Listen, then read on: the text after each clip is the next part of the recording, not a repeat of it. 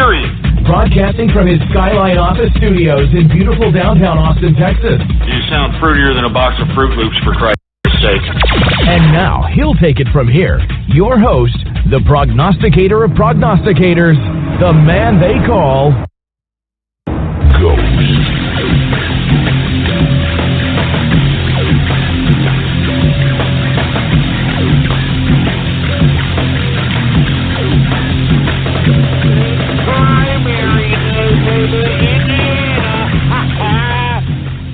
What's going on, folks? And thank you for tuning in with me to another edition of the True Capitalist Radio broadcast. And, of course, I am your host, the man they call Ghost. And once again, folks, I want to thank everybody for tuning in with me. This is episode number 256 for all the folks that are keeping track of the True Capitalist Radio broadcast. It's a Taco Tuesday, baby. Indiana primary day today, folks. I hope that everybody out there in Indiana is going to the polls. But before I get to that, I'd like for everybody to please follow me on Twitter. If you haven't already done so, the name to follow is Politics Ghost. All one word, no underscores, Politics Ghost. All right, and of course, folks, go ahead and bookmark the official website of the True Capitalist Radio broadcast. It is blogtalkradio.com/ghost. That's blogtalkradio.com/ghost. And of course, folks, you got all kinds of little buttons next to the player that's right in front of you right there. All kinds of Facebook like buttons, retweet this button, share this buttons. Use and abuse those buttons, baby. And spread it around like wildfire that True Capitalist Radio is in effect and in the house, folks. I am hype. I don't know about you folks, but I'm hype. I'm excited. I can feel the energy and the politic, I should say, of America. I mean, folks, it is Indiana primary day, and in my personal opinion, I believe the Trump train will be victorious this evening, and I surely hope that the folks of Indiana go out in abundance and basically show in full force that the Trump train will not be stopped. No matter what these damn GOP delegate bureaucrats try to pull, any kind of totalitarian tactics, it will not be tolerated, for Christ's sake. The people have spoken, ass clowns. All right, the people have spoken, and not to mention, folks, if this isn't, a landslide, in my personal opinion, I would strongly suspect some sort of nefarious activity coming from the GOP, for Christ's sake. I mean, they are that desperate. I mean, they are so desperate to prevent Trump from being the GOP nominee because he's going to redefine the establishment as they know it. You understand what I'm saying? I mean, no longer are they going to be able to, have business as usual, which, that's what the Trump campaign means to me. But, folks, before we get into anything else, I do want to remind people that this is True Capitalist Radio, and I wanted to remind everybody that I have always speculated that the coming next recession, possibly depression, or at least the minimum, another economic crash, is near. I mean, I really can't tell you when it's going to happen because, to be completely honest with you, I think that it is a planned situation. If you go back into the archives, folks, I discussed many times where I described collusion between the government and the different market exchanges in America. I talked about how the United States government, because they merged with Wall Street and all these markets, because they bailed them out. Remember that? The last crash in 2008 and 2009, because we bailed them out, they are now fixing prices such as gold prices. And folks, the reason I continue to harp on these people fixing the gold price, because by them fixing the gold price, they are artificially propping up this fiat currency that we call a dollar. All right, folks, and I'm strongly advising everybody to be keenly aware about what's going on out here, because I'm telling you, our bureaucratic leaders that are in power today haven't the slightest idea. Just take a look at the passing of the recent omnibus spending bill. Utterly pathetic and ridiculous, and believe it or not, folks, the Republicans had the majority say on whether or not this was even going to be passed in the Congress, for Christ's sake, and they allowed them to do it. They gave Obama a blank check, for Christ's sake, man. But once again, folks, the reason that we're seeing a kind of uncertainty in the markets because both commodities and equities are down. And the reason I'm suggesting that the end of this bubble, because it's definitely a bubble, folks. I mean, let's be honest. The last bailout, all the government did was give Wall Street a recuperation of funds for the supposed toxic assets that they were holding. And a lot of those toxic assets, folks, were the real estate holdings that diminished in value. I mean, once again, as I repeated time and time again, individuals that took out home loans pre-2007, and they took out home loans at the peak of the height at that time of home prices.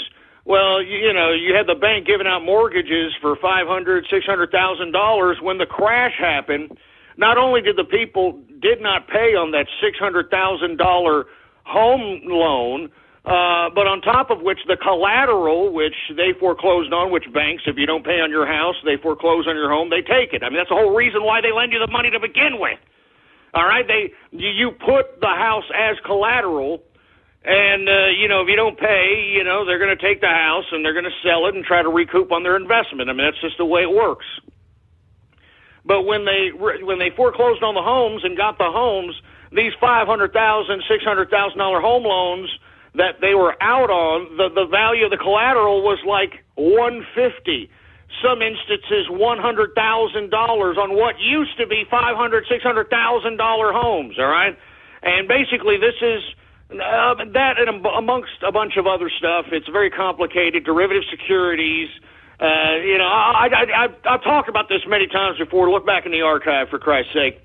But anyway, folks, what I'm suggesting is that the precursors that are happening back when I was calling that the crash was near, and I called it the last time, folks. You don't believe me? Go back in the damn archive, blogtalkradio.com/ghost. I mean, those precursors are happening. I mean, you've got people laying off American jobs, and we don't really have American jobs left, for heaven's sake. You know what I'm saying? I mean, we have no American jobs left, for heaven's sake. I mean, what are we producing out here, honestly?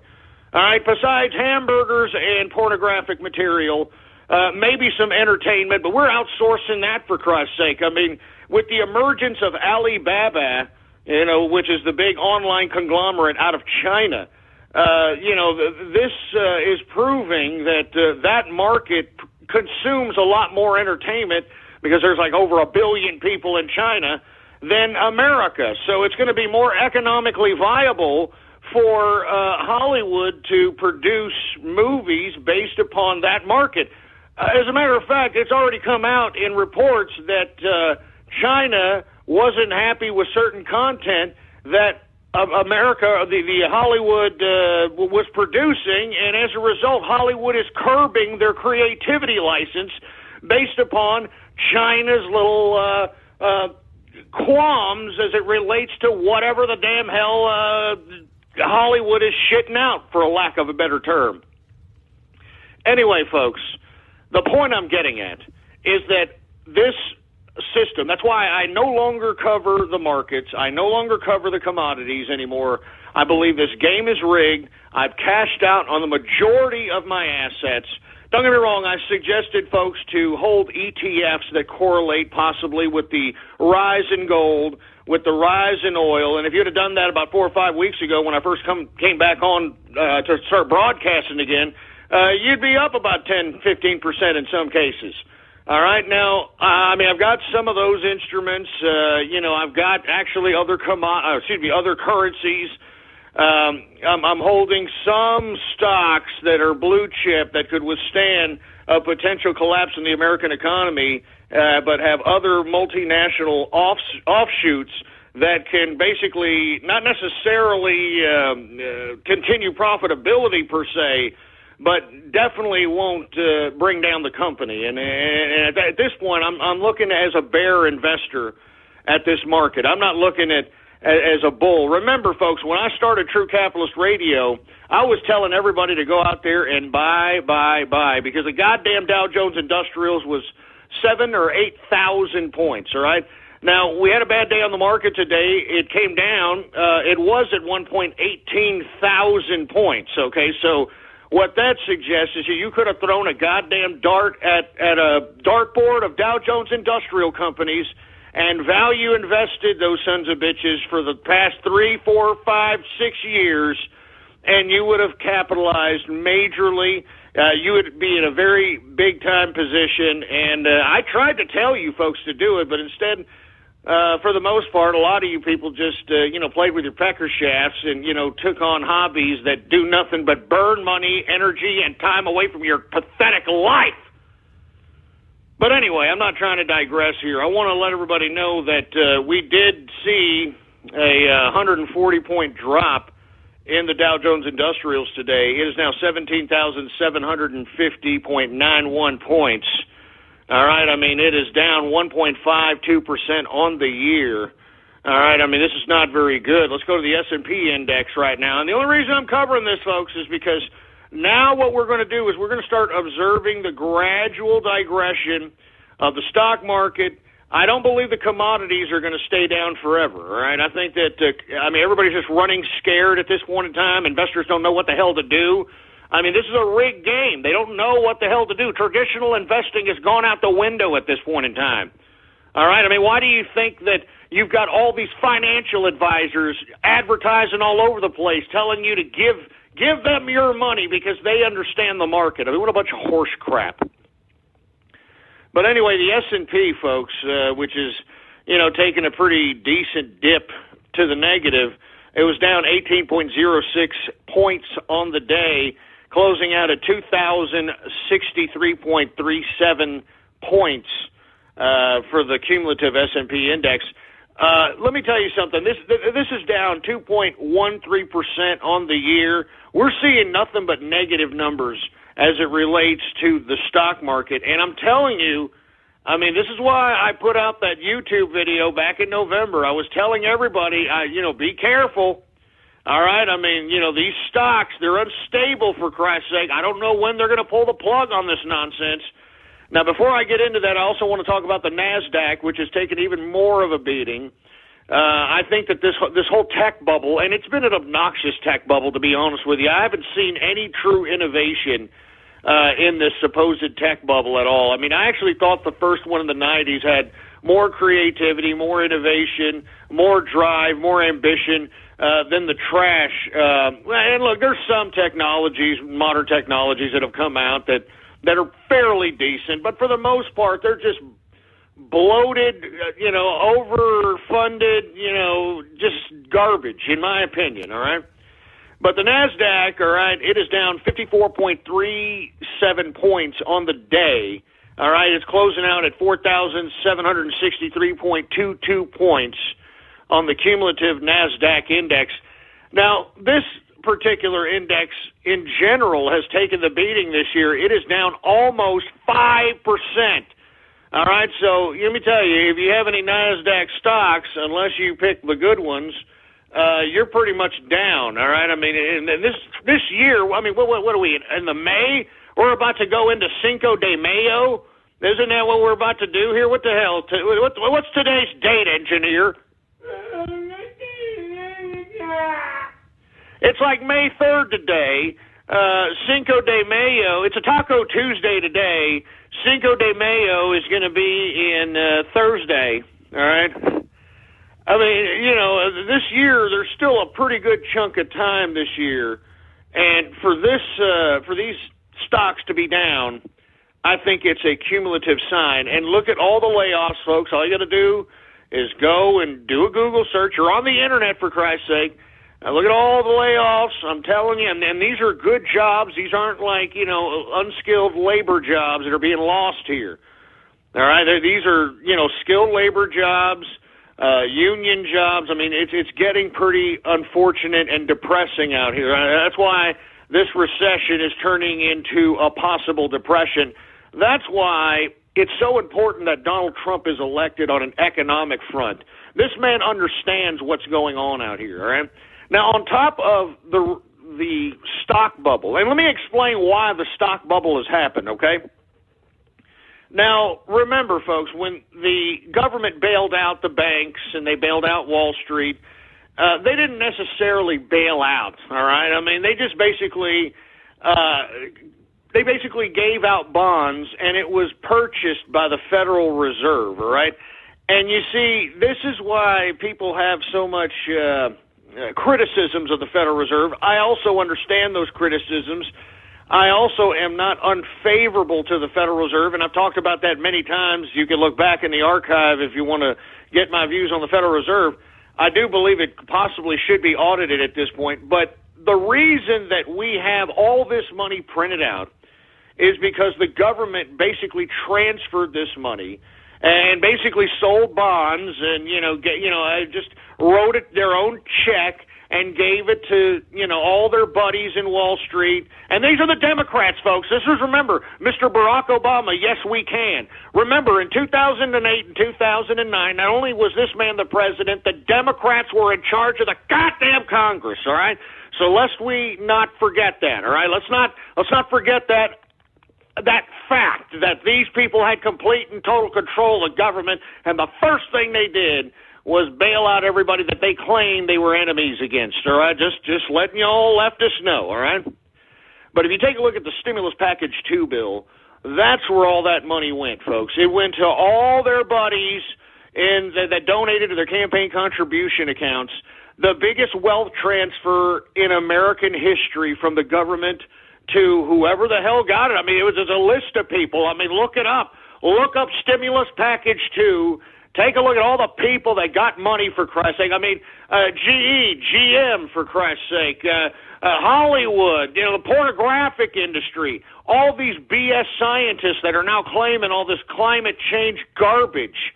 All right, I'm serious. I mean, just look it up for yourself, man. I mean, this is why you as an American citizen, you have to be politically active and you've got to be informed. You got to be well informed about this stuff. All right? That's why people listen to this show, they listen to it because anything that I say, they can go and look it up on the internet and they realize, oh my God, this guy's not just yanking this out of his derriere, all right? He's actually providing some substance here on the goddamn debating table. Anyway, the Federal Reserve buys these bonds, they print out the money, all right? I mean, the money's being printed out like crazy. All right, whenever the Federal Reserve chairman or now chairwoman says that they're not going to raise interest rates, that's a good and a bad thing. Good on the fact that these people that are invested in Wall Street are going to continue to make a little bit of profit because the interest rates aren't raised. But if they are raised, well then, everybody's going to be a little bit apprehensive. It's going to readjust the economy because what the Federal Reserve does when it raises interest rates, that means that rates that are put forth to lend out money are going to rise, be it home loans, car loans, any kind of personal loans, credit cards. All right, now, why do they raise interest rates? Because they're trying to recall that money back so that there can be less of this fiat currency, less of this circulated money out circulating America or throughout the international community for that matter, all right? Now, the reason that it's, so ridiculous that the Federal Reserve hasn't raised interest rates at this point and have continued, and it's because of our government. Remember, our government is supposed to be in charge of the Federal Reserve, and I don't know what they're doing, folks. You need to do your own research on that. I can't understand it. I'm glad that Donald Trump is, putting forth his hat in the presidential race because I believe he understands the exact scheme these scumbags are doing. And that's why Wall Street, that's why every establishment, that's why global institutions, everybody is against this man because he understands the scam and he's going to make it right. In my opinion, I think he's going to make it right, all right? But all this money circulating, right? Now, where's the money, all right? If there's all this money circulating out here, how come we don't see more people spending it? How come you're starting to see less consumer confidence? How come you're starting to see less people at stores? I mean, mom and pop shops are closing down. I'll tell you why, folks. All right, because first and foremost, the economy is being monopolized via our government. I mean, look at the monopolies that control. I mean, the Walmarts, the car companies, the airline companies. I mean, just think about the things that you consume and the things that you have to do on a consistent basis. This is all regulated by the government in some capacity, and when it's regulated by the government, it limits competition. I mean, that's an absolute fact, all right? And as a result, folks, when the government promotes monopolies, it writes into law certain footnotes specifically for these monopolies, for them not to pay the same amount of taxes that we pay, not for us to, for them to get no-bid contracts, all right? I mean, for them to, just get favorable treatment, all right? I mean, this is why we are seeing a bad economy because, let me tell you, corporations, Wall Street, the banks, everybody has merged with government, and the merging happened in 2009 when we bailed them out, all right? Now, where's all this money going? All right, now, first of all, it's not going into your pocket, folks, because there's no more jobs out here for wages to be paid. There's high taxes that the government has raised on everybody, all right? I mean, you try to start a business right now and do your taxes. I mean, unless you're, somebody who understands this garbage and has been doing it for a while and can speed read and can plug numbers and understand red tape, or have enough money to pay for these people that can do this for you and trust them. I mean, it is damn tough if you're going to consider opening up a damn business at this point. So they're not, the people aren't getting it through wages, and if they are getting it through wages, they're getting it from the low wages that the monopolies are supplying, all right? And moreover, folks, those people that are getting paid by these monopolies are going right back into the monopolies to purchase their goods. All right, now, right off the bat, just based on that premise, based on that recipe, there's not going to be a circulation of cash out here in America, in local communities, in cities, in states, if the majority of people that are collecting wages, salaries, are going right back to the monopolies and spending it right back. That's why you're not seeing economic opportunities. I mean, you got to really look. You got to be an observant, creative, patient capitalist to be able to profit in Obama, too. I can tell you this right now, all right? Now, where's all this money going? Where's all the money that everybody's going here? I'll tell you. It's going right into the stock market, and that's why you're seeing these inflated prices for these damn stocks. I mean, this bubble is so huge. I personally believe that the stock market's true price is somewhere between the range, and I'm talking about the Dow Jones Industrials, is somewhere in the range of 10,000 to 12,000. Now, when the crash happens, I believe it'll go back once again to 7,000, 6,000. People are going to be scared crapless. People are going to cash out their 401ks. I mean, it's going to all happen the same. Now, what I believe is going to happen is that the government's going to bail them out again. Doesn't matter who's the president, all right, because it seems as if the collusion of the government and Wall Street perpetuated another situation so they can get bailed out again. I believe they're going to get bailed out again, and when they're bailed out, everybody's going to have one more shot of wealth, one more shot of obtaining wealth, all right? I mean, you're going to start seeing the stock market go from 6,000, 7,000, hell, going back up to 17,000, 18,000 within a few years, and that's going to be your last time to obtain some wealth, at least in America, in my personal opinion, unless Donald Trump is elected, because what Donald Trump is planning on doing is lowering corporate taxes, lowering personal income taxes, cutting taxes on capital gains, telling corporations that have offshore money to bring it into the United States at a very, very low tax rate so we can have some money circulating. I mean, there's a lot of economics involved in making what this goddamn leftist regime has done and screwed up, all right? Now, once again, this is where all the money's at right now, where all the cash, that's why there's nobody has any money. It's all tied up in the stock market right now, man. It's funding this disgusting, filthy, fat bubble, all right? And that's a fact. I mean, there is no justification for these types of stock index prices and composites, in my personal opinion. There is no justification. There's no profits anywhere. I mean, if you take a look at the balance sheets of most of these stocks, most of these companies, they're cutting, for Christ's sake. They're cutting and selling so that they can cook the books, so that they can show profitable numbers. And I'm telling you, it doesn't matter what company you are, that is a recipe for disaster. All right? I mean, that's why a company like J.C. Penney has gone down the proverbial toilet. I mean, I don't know what their stock is now, but I remember one time, and I would think, Jesus Christ, I haven't invested in J.C. Penney's in such a long time, but I remember at least in the late 90s, I mean, that was a $70-something a share company.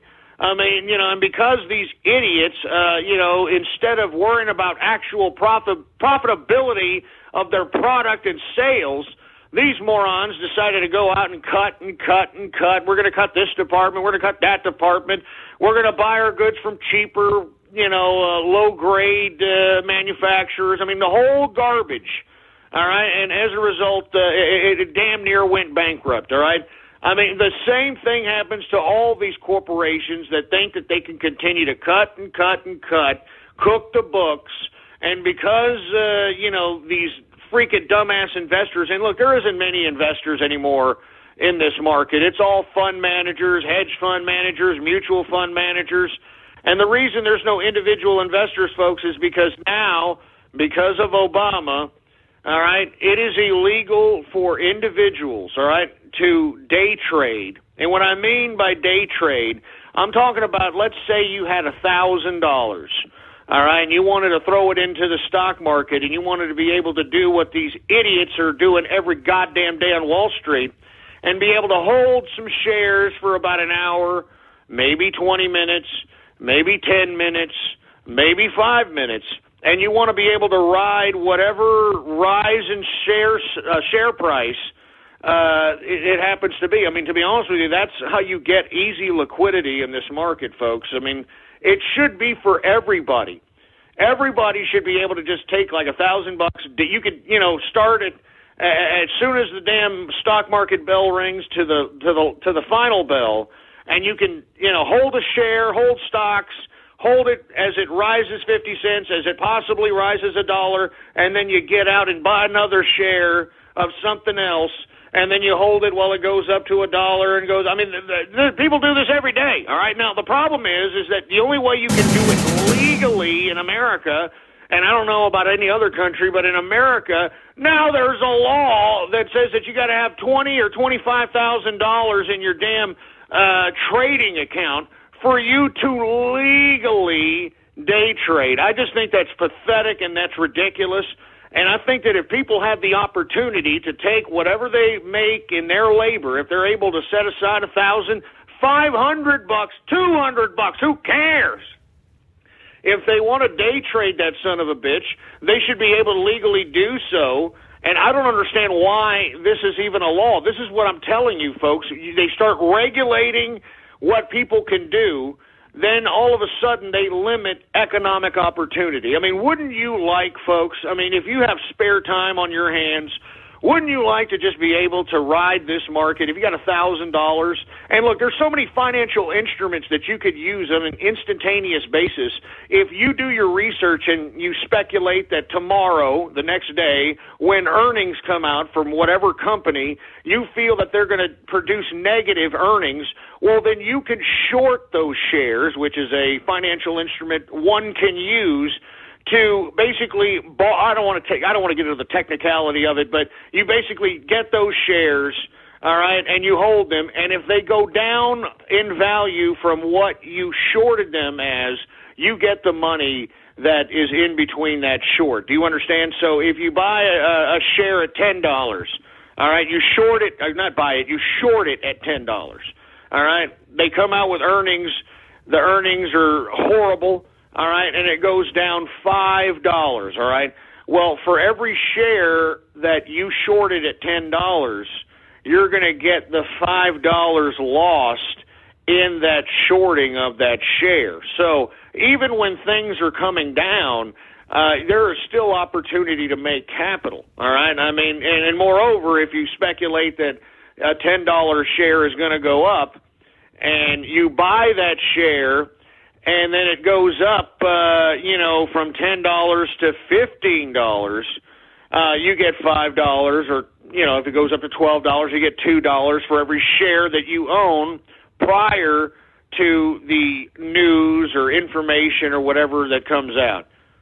So I personally believe that everybody should partake in day trading. I think it should be something that should be a focal point on this election, all right? Now, before I get off on this, folks, and the only reason that I went off on this tirade about the markets, I've been getting a lot of people that want me to talk about this. They're a little confused. They don't know what to do. And let me tell you something, just by the proof of not only the stock market being down, folks, but the damn commodities are also down today, the investors don't even know what the hell to do. All right, bad earnings and slow growth out of China and other foreign markets are basically what's causing this schism. And in my personal opinion, folks, I believe that commodities are where it's at. I mean, in the end, somebody is going to consume those commodities. Commodities only have a short lifespan, and anybody who produces commodities needs to sell it. And, folks, unfortunately, Donald Trump is absolutely right. There are more rich countries out here that are out here killing us in trade, and they're not even, consuming our goods at a decent rate, for Christ's sake, all right, with the exception of some commodities that China comes out here and pre-buys, all right? I'm serious. Anyway, folks, let me go ahead and try to move on with the broadcast, folks. I just strongly advise you, all right? You should call your local politicians, write Trump or whoever you're voting for president, say, hey, look, what do you feel about, the day trading law that prevents people that have less than $25,000 in their trading account from day trading? And day trading means that you do more than, I believe the law says, 3 trades in a single day. Yeah, or 3 or 4 trades. If you do more than 3 or 4 trades in a single day, you're considered a goddamn day trader, and they'll put a freeze on your account, from what I understand, or something of that nature. I was unaware of this, folks, but you see how regulations just come in and just, sorry. It's pathetic. All right, it's utterly pathetic. Anyway, I'm going to move on, folks. I know I'm getting off keister here. I do want to talk a little bit about how Trump is expecting a big win against Ted Cruz in Indiana, folks, and I'm excited. I'm looking forward to it. I mean, as a matter of fact, I've already got some scotch already poured out because I'm already pre-celebrating, baby. I don't even know why Ted Cruz is still even out here, this Zodiac killer-looking son of a... Anyway, I want to go ahead and tip my glass once again to the man that has spawned the capitalist revolution, the man that has spawned a new era in politics, in my personal opinion, a new era of Americana, and I'm talking about Donald Trump. Folks, if you're in Indiana and you're not out there voting for this man, what in the blue hell are you doing? What are you doing, all right? I mean, Jesus Christ. Cheers to Donald Trump, baby. Oh, yeah, baby. I'm telling you this right now. We are going to be victorious, baby. The Trump train is going to be victorious. And I want to see what these damn supposed establishment GOP jerk nuts are going to have to do, and the totalitarian underhanded tactics that they are going to attempt to try to prevent this. They better not. I'm telling you, we are going to converge out there in Cleveland at the GOP convention. If these idiots try to go against the people's will, they're going to have a serious problem on their hands, just to say the least. I mean, give me a break. You know what I'm saying? Give me a goddamn break. Anyway, Indiana primary. I'm excited. I hope you're excited. All right, Trump is expecting to be victorious. He's already looking forward ahead to the general election, and I don't blame him. I mean, I think that's where the whole woman card thing came into play. I don't see where what he said was such a tragedy to women. I mean, as a matter of fact, This man has advanced more women and more minorities, and minority women for that matter, in the corporate world than any corporation or any businessman in modern day business, as far as I'm concerned. I mean, did y'all see that tweet that I tweeted out about an executive, a black woman executive who has been a part of the Trump organization for a long period of time, and she literally poured her heart out because they're tired of these scumbag idiots trying to call her boss, the man that has taken care of her, that has believed in her, that has moved her up the hierarchy of the Trump organization, that has given her possibly raises and bonuses and all kinds of things, calling him a racist, calling these ridiculous accusations. And let me tell you something, it's all lies, and I'm telling you, I believe the American people are starting to read and see right through this whole media charade, all right? Whole media charade, all right? I sure as hell see through it. Do you see through it? Huh? Do you? I'm talking to you. Do you see through it? I hope so, for Christ's sake. I hope you're not just sitting there, just taking what the talking heads on the boob tube are suggesting to you like a goddamn lab rat running for a damn food pellet. Anyway, folks, Ted Cruz, this idiot just won't stop. All right, I mean, he just will not stop. I mean, this guy needs to get out. This guy has damaged his brand. I said this yesterday. I'm going to continue to say it. Ted Cruz, you have damaged your brand. All right, I mean, you're not even going to be a senator after this term. You're not going to be anything in politics. Nobody likes you. You're a sleazeball. You're a disingenuous, shit-eating, grin-faced piece of just unscrupulous trash. I'm serious, man. I can't stand looking at the guy anymore, for Christ's sake, this carpet-bagging, Canadian bacon piece of crap. I'm sick of looking at this guy. I mean, first of all, he looks like the Zodiac Killer, all right? And secondly, he's just a liar. He's just a pathetic, unadulterated, shameless, weasel, rodent liar. And I'm sick of him. I can't believe anybody is still following this man, still voting for this man. How do you sleep at night and call yourself a goddamn conservative after continuously backing up this habitual liar, philanderer, complete avoider of the goddamn actual substance questions like, hey, Ted, why exactly are you winning voterless elections? You dumb piece of trash. Well, you don't understand. We had a better grassroots organization out there in those states. Yeah, but they didn't vote. Well, I didn't make the rules. I mean, that's just the way the rules are, and the Trump campaign knew the rules. Oh, Jesus Christ. I'm telling you, each and every one of you states that were denied the right to the primary vote or a caucus, you people need to start raising hell, all right? You people need to start going to your GOP precinct meetings and just overtaking the son of a bitch. I'm serious. I mean, that's how you take over these parties, all right? Find out where your local precinct is, all right? Get like at least 20 of your friends, especially if you got a lot of friends, all right? And tell them to be dedicated. Go out there, all right? Go to one of these precinct elections and these precinct conventions. Be active in the goddamn party and elect yourself as the goddamn, chairperson. Elect yourself as a delegate. I'm telling you, folks, this is how you take control of the government. You got to take control from the parties, and this goes for the Democrats too. All right, why do you think all these old sniveling scumbags are in control of the party? All right, I mean, these weasels. I mean, these people with absolutely no lives because this is their life, for Christ's sake. They're lusting for power that they can't get on a regular basis because they're complete incompetent jerks.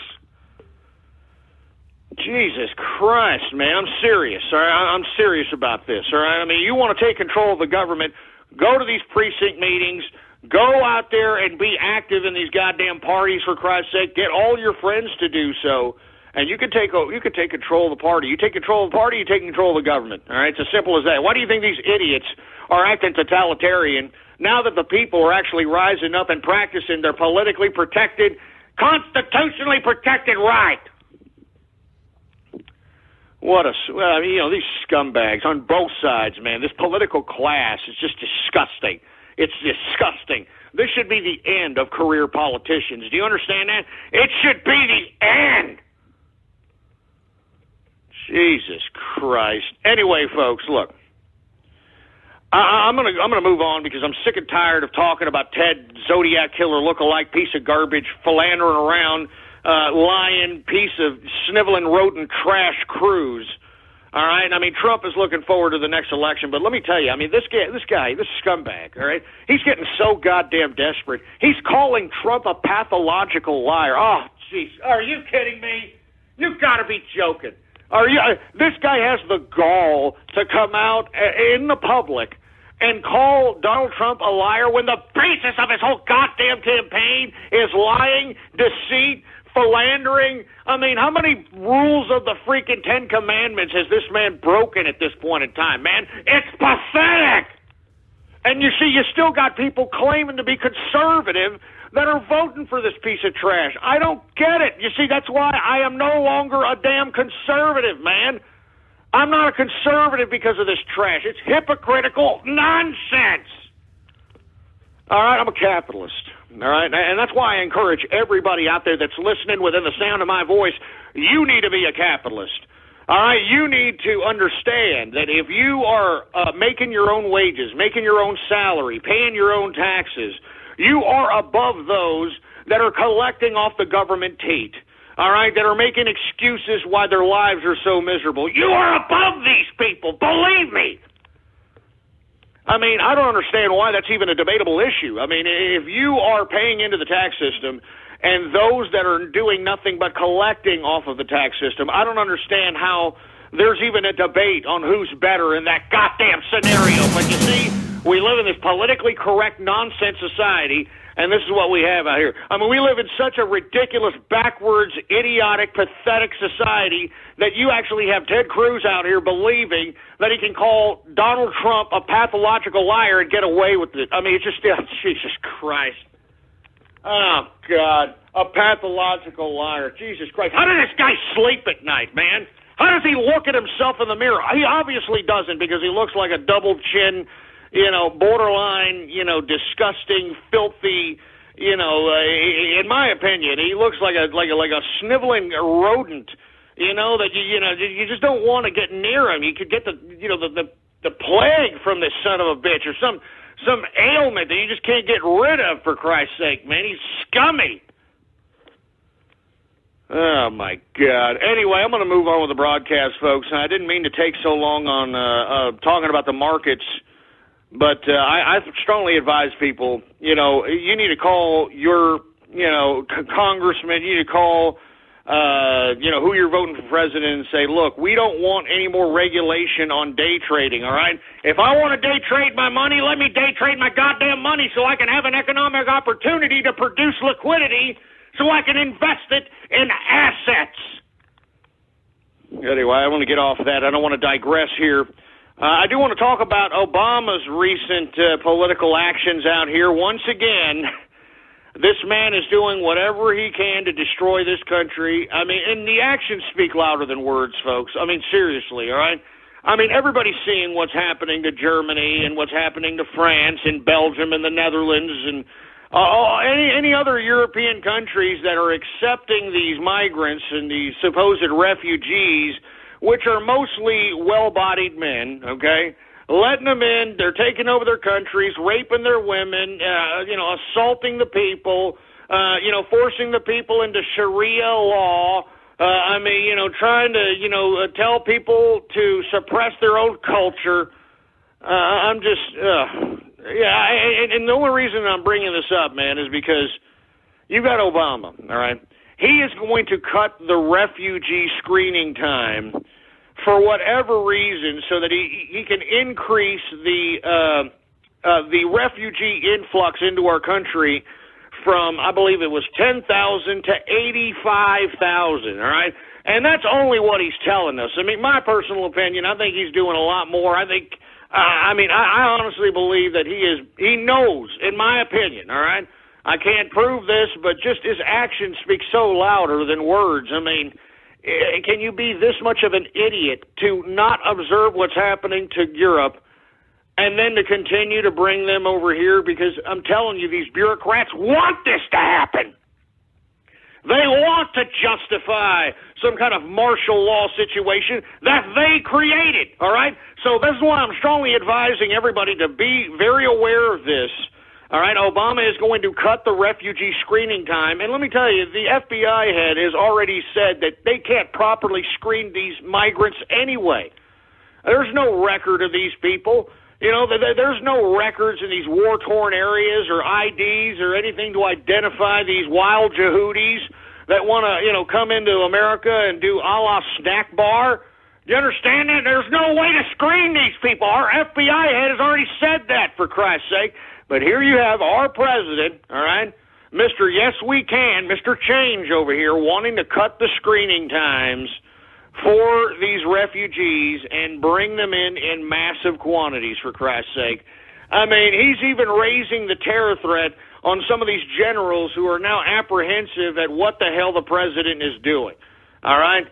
I'm telling you this right now. This is disgusting. It's pathetic. I don't know how anybody is still in favor or even backing up or justifying the actions of one Barack Obama any longer, for Christ's sake. But once again, this is such a dumbed-down, mesmerized, stupefied society. They're so mesmerized with entertainment in the goddamn boob tube. You know, they can't read the writing on the wall, even though it's slapping upside their stupid, ugly, fat, pimpled faces, for Christ's sake. Jesus Christ, all right? I mean, seriously, remember this, folks, all right? They're bringing in the problem. When I say they, I'm talking about the leftist regime. I'm talking about the liberals, the Democrats. They're the ones who want this totalitarianism, folks, because they're bringing in the problem. I mean, there's no ifs, ands, or buts about it, all right? I mean, Obama to cut refugee screening time, all right? I hope you're happy. Mr. Yes We Can, you voted this idiot in. Remember, we're supposed to have peace on earth. They gave him the goddamn Nobel Peace Prize before he even did anything, for Christ's sake. And look at what he's done, huh? I hope you're proud of him, all right? I hope each and every one of you, I remember each and every one of you idiots that were back there, you know, you were at the family dinner table during Thanksgiving, you know, with the Yes We Can shirts and the stupid propaganda. And Obama, if he was elected, he'll probably bring peace on earth. The Europeans want him, and it's going to be just so great. He's going to bring peace, and he's going to make sure everybody is okay. I mean, where are y'all idiots at now, man? I'm telling you, rub it in these idiots' faces, all right? The same people that were sitting here with the Yes We Cans and Obama, rub it in their faces, for Christ's sake, man. Put salt on that damn open, gaping wound, for Christ's sake, because they deserve it. All right? Everybody that was in favor of Barack Obama and went to the polls and loved this man and, you know, badgered us, you know, time and time again, all right, badgered us and saying, oh, you know, it's so great. I mean, he's going to be such a good president, and everything's going to be so great, and he. I'm telling you, rub it in their goddamn faces, man. Put salt in that goddamn wound, boy. Because let me tell you something, they deserve it, all right? They are a contributing factor of the destruction of America within the past 8 years. Each and every one of these scumbags that publicly supported Barack Obama are basically a contributing factor to the degradation, the destruction, the weakening of our country. All right, I'm serious. That goes for everybody. Everybody that voted for this man. Everybody that supported this man. Everybody that perpetuated this man's message. Everybody. Because how are you going to justify this now, huh? You know, I mean, we got, freaking Europeans and the whole freaking continent of Europe out there being destroyed because the continent of Europe opened its arms with love to these Islamic wild Yehudis. And did they respect it? Absolutely not. They're trying to conquer them. And you see, you've got this president over here bringing in these people. It makes no sense. But then again, folks, it makes perfect, diabolical, sick, destructive sense. Do you understand this, folks? Get it through your goddamn heads already. All right, I'm telling you, whatever's on the left, whatever's on the Democratic side, these people don't care about you. They don't care about this country. They don't care about the well-being of anybody but their own bureaucratic hides. All right, as I've stated, folks, whether it's Hillary Rotten Clinton, that's the Democratic nominee, or if Joe Biden, and I've been saying this time and time again, usurps the nomination from Hillary Rotten Clinton, whoever you vote for, all right, whoever, God forbid, wins presidency on the left, if it's Hillary Rotten Clinton, then Bill Clinton becomes the UN Secretary General, okay? If Joe Biden happens to win, well, then one Barack Obama is going to be the UN General Secretary, or excuse me, UN Secretary General. I mean, do you understand? These bureaucrats on the left don't care about you stupid little people. I mean, they use your empathy. They use your strife. They use your pain to get them elected. Do you understand that? They don't ever do anything. These people are nothing but rhetorical idiot scumbags, soulless people. All they care about is pure, unadulterated, institutionalist, bureaucratic power. That's all they care about. I'm telling you, it doesn't matter on the left. That's all they care about. They just care about being career politicians. And I'm telling you, where else is there to go once you've achieved the highest level of bureaucracy in America? International, the United Nations, the NATO, you got the World Bank, all right, the International Monetary Fund, the World Trade Organization. I mean, there are so many international bureaucracies now, and that's the focal point of each and every one of these filthy, disgusting, soulless scumbags on the left. Each and every one of them, folks. I don't care who you point out that you claim is such a great Democrat. They could care less about the country, and they could care less about you. You stupid idiots. I don't understand why you keep voting for these pieces of trash. Jesus Christ.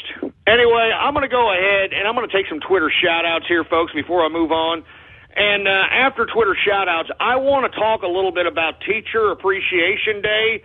All right, I think it's today. It's trending on Twitter, for Christ's sake. And moreover, it's supposed to be Teacher Appreciation Week. If you happen to be in a school or if you happen to know a teacher, please forward her this, or him even, this goddamn broadcast so that they can be very aware about how much the True Capitalist Radio could give a rat's ass about, Teacher Appreciation Week. And I'm going to explain why, okay? I'm not going to just, go off keister without a good explanation. That's not how Ghost rolls out here. Now, of course, folks, if you want a Twitter shout-out, all you have to do is retweet the first tweet on my Twitter account, and the Twitter account is PoliticsGhost, all one word, no underscores, PoliticsGhost. And if you retweet the first tweet, not the pinned tweet, but the first tweet that says True Capitalist Radio now live, I will give you a live shout-out right here, right now on the True Capitalist Radio broadcast. All right, do we have any Twitter shout-outs, engineer? Well, according to the engineer, we do have some Twitter shout-outs. So let me go ahead and get to those Twitter shout-outs right now. All right, we've got Air Dancing Robin. That's just horrible. Barney Hunter in the house.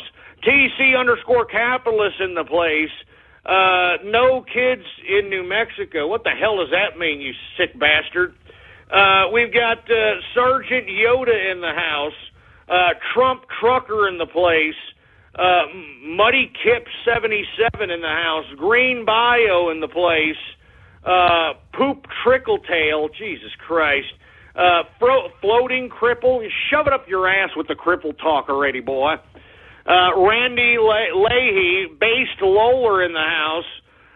Fidget My Midget. Jesus Christ. That one Annan. Corb Nor in the place. I'm not saying that disgusting name, for Christ's sake. You guys are sick. Sick. Jesus Christ. Who else do we got here? We got Autism. I'm not saying that disgusting name. You guys are sick, for Christ's sake. Ghosty the Head. Oh, that real funny, for Christ's sake. 8 years of crap. Oh, yeah? Yeah, you know what? All you people that are criticizing the show, for Christ's sake, you're still listening, baby. You're still making Twitter accounts like disgusting, sniveling fiends, all right? So don't be sitting here trying to criticize the goddamn show, you ungrateful little pricks. Don't you dare, boy. Don't you dare. I could be on 6th Street right now, boy. I could be on 6th Street right now instead of broadcasting to you ungrateful little pissant fruit bowls. You better start remembering that, boy. You understand that? You better start remembering that, for Christ's sake. We got Trap Ghost mental case. Yeah, shove it up your ass, all right, boy? I'm a capitalist. You understand that, boy? All right, I deserve the respect accorded that title, and you sons of bitches better respect. You better respect.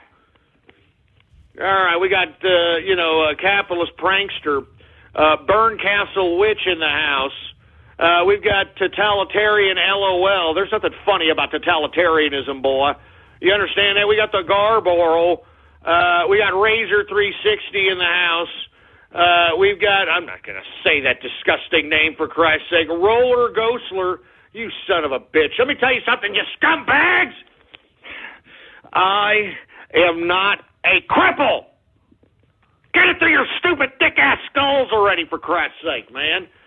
Anyway, we got Manhood Magic in the house.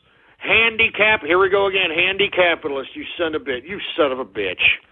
All right, we got Texas failed state. You son of a bitch, you come down here to Texas and say that, boy. Let me tell you something, you sons of bitches. You morons are all quick to talk garbage about Texas from a goddamn fiber optically connected world that's called the internet, boy. But you come down here to the damn Texas streets and talk that garbage, we'll kick the living beat-Jesus out of you, boy. We'll stop a mud hole in your gas, and we'll take a dirty yellow bubbly piss in it, and then we'll kick it dry, and all you can do is look back at us with a yellow smile about it, boy. All you can do is look back at us with a yellow smile about it, boy. Don't you ever talk about Texas. Don't you ever talk about goddamn Texas, boy. I'm a proud Texan. You understand that? I'm from Texas. I'm not like some carpetbagging scumbag that like Canadian bacon fruit bowl Ted Cruz. Now, I'm not some goddamn carpetbaggers like the damn Bush crime family. I'm from Texas, boy. I'm a true Texan, boy. You son of a bitch. Anyway, we got Metal Gear Richie in the house. Jesus Christ, I gotta catch my breath. Cobalt Cluster in the house. Look, I'm only going to take a couple of more Twitter shout-outs because let me tell you, you guys are just the biggest troll, terrorist, cyber vermin scumbags on the planet.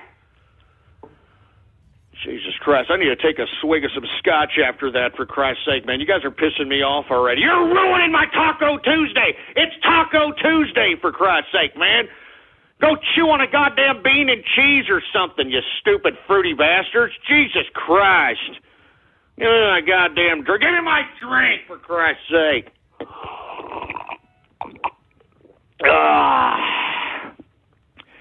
That's what I'm talking about, man. I'm telling you, it's all about the Johnny Walker Blue Label. Oh, yeah. That's right, folks. Anyway, we've got David Hasselghost. Oh, Jesus Christ, don't compare me to that stupid alcoholic bastard. We got Aquastar G in the house, Corn Blaster. We got Freeze Org in the house. We got regular TCA in the place. What's going on, man? Ghost Nye. Look, don't even compare me to that stupid fake scientist Bill Nye, the goddamn science guy. That guy's a son of a bitch. He's out here trying to suggest that people should be jailed. People should be jailed that deny climate change, for Christ's sake. I think he should be jailed for faking to be a scientist. Do you understand that?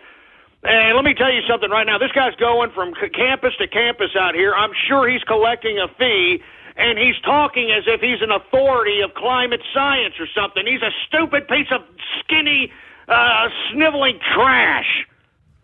So don't compare me to that scumbag. Jesus Christ. Who else do we have? We got Bot Specialist in the house. We got Capitalist UK in the place. What's going on? Can we get a major FAP? I mean, Jesus Christ, that's enough. All right, I've had about enough. That's enough. Get these Twitter shout-outs off my screen, engineer. Get them off my screen. All right, folks. Now, we're going to go ahead and move on with the show here. We are now approaching the second hour of the True Capitalist Radio broadcast. And, of course, folks, I am your host, the man they call Ghost. And once again, folks, I want to thank everybody for tuning in with me. If you haven't already done so, please follow me on Twitter, folks, all right? The Twitter name to follow is Politics Ghost. All one word, no underscores, Politics Ghost. And if you haven't already done so, folks, please bookmark the official website of the True Capitalist Radio broadcast. It is blogtalkradio.com/ghost. That's blogtalkradio.com/ghost, folks, all right? I'm serious. And look, there's all kinds of little buttons right next to the player that you're witnessing right there, all kinds of Facebook like buttons and retweet this buttons and social media share buttons. Use and abuse those buttons, baby, all right? Come on, spread it around, like wildfire, and let everybody know Capitalist Radio is in effect, and in the Christ's sake, man, I want 150,000 live listeners by summertime, baby, so come on, baby. We're at about 50 or 60,000 at this point on a consistent basis, all right? I need your help. Don't be a milky licker. Don't be some stupid, sniveling Ted Cruz sleazeball. All you got to do is share the damn son of a bitch. All you got to do is share the damn son of a bitch and show. What are you doing? Do it now. Do it now, for Christ's sake, you lazy pricks. Jesus Christ, I'm telling you. I mean, look at the energy. I mean, can you feel the energy? Can you feel the passion? Can you feel the fury? I'm telling you this right now, folks. Spread it around like wildfire. The True Capitalist Radio is in effect in the house, all right? That's all I'm saying. Anyway, folks, if you haven't already done so, please forward this next broadcast, because I'm about to talk about teachers, folks. That's right. I'm going to talk a little bit about teachers because it's Teacher Appreciation Day, and it's Teacher Appreciation Week. Let me tell you something, all right? Now, I don't mean to blame all teachers. I don't think every teacher is a bad person, so on and so forth, folks. But as I've stated time and time again, a group is defined by its majority. And unfortunately, at this point in time, the majority of teachers are nothing more than overpaid, glorified babysitters at this point in time. And have you looked at the damn media? I mean, now they're out there having sex with their students, and they're trying to make it okay, for Christ's sake. They're trying to make it acceptable through the mainstream media. All right? I'm serious. All right? Now, this is going to be a serious subject matter. I'm going to take a few calls here in a second on this subject, because I know that there are going to be people that are going to be like, I can't believe you're saying that, Ghost. How in the hell can you say that teachers are bad people? Look, I'm not saying that teachers are bad people, all right? But I'm just saying that we need to look at the products of these teachers within the past 25 to 30 years, all right? Take a look at these products. Take a look at the children. Take a look at the dumbing down of America. Take a look at the lack of intellectual curiosity. Observe the lack of concentration by our children. Take a look at the dumbing down of their intellectual prowess, and yet they have raised their self-esteems into nothingness. I mean, every one of these scumbags that are shitted out of the public education system have this huge self-esteem. Oh, yeah, they're so proud of themselves even though they've accomplished nothing. And the reason they're so proud of themselves, folks, everybody's giving them the stroke. Everybody is giving them the adulation. There's no losers, remember that? There's no losers anymore in this modern-day education system. So they don't get to suffer the consequence of reality. And in reality, you don't win all the effing time. Do you understand that? Things don't go your way in reality all the time, and you can't flip out about it. You can't have a meltdown. You can't break down. And you see, this is the product, all right? Take a look around you. Take a look at these young people, all right? They are the products of you teachers, and we're supposed to appreciate you people? Huh? I mean, we spend more on education than any other goddamn country in the world, and yet we're like almost 30th as it relates to educated populace. It doesn't even make any sense, folks. It makes no sense, but it makes perfect sense because, once again, what is public education? What is it exactly? Bureaucracy. That's right, bureaucracy, folks. And as I've stated time and time again, it doesn't matter in bureaucracy if you do a great job. It doesn't matter if you do a bad job. Just as long as you don't breach your contract to any regard or break any of the bureaucratic rules, and even if you do break many of the bureaucratic rules, they give you like 2 or 3 chances, for Christ's sake. I mean, literally, you got to literally be molesting somebody in a janitor's closet to be fired as a teacher in America today. I'm not joking. I'm not exaggerating. I'm serious. All right? But it doesn't matter if you do a good job as a teacher or a bad job as a teacher. You're going to get the same annual raise. You're going to get the same amount of adulation. You're going to get the same. Nothing changes. There is no incentive for these teachers to actually do their goddamn jobs. You understand this, right? Even if a teacher has 100% of her students passing with A's, passing every goddamn federalized test, it doesn't matter, all right? That teacher is not going to get any more money, any more accolades, anything, because the teacher that does a half-assed job, that stumbles in from, going to the bar the previous evening, still smelling like a cheap bottle of hooch, for Christ's sake, is still going to get the same raise as the teacher that's busting their ass, that's out there caring about the students, that are out there after school doing all that stuff. It doesn't matter. That's the problem with our education system, all right? So, for you teachers that, I'm a teacher, you need to appreciate me, look at me. I don't appreciate a goddamn thing you've done, teachers. Do you understand that? You people are self-centered, self-righteous, disgusting, filthy people. I'm not saying teachers were always like this, folks, because obviously they weren't.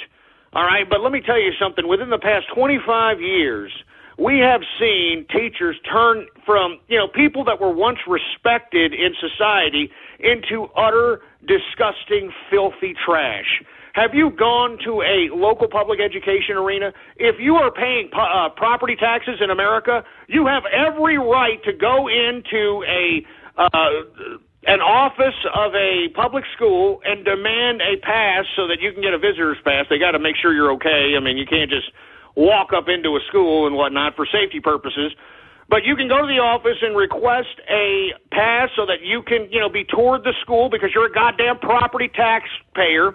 And you want to see where your property taxes are being spent, for Christ's sake, all right?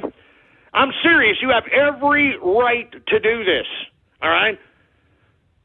I'm not joking. And I'm telling you this right now, folks. You're going to be shocked at what the teacher, the average stereotype, the average profile of a teacher, all right?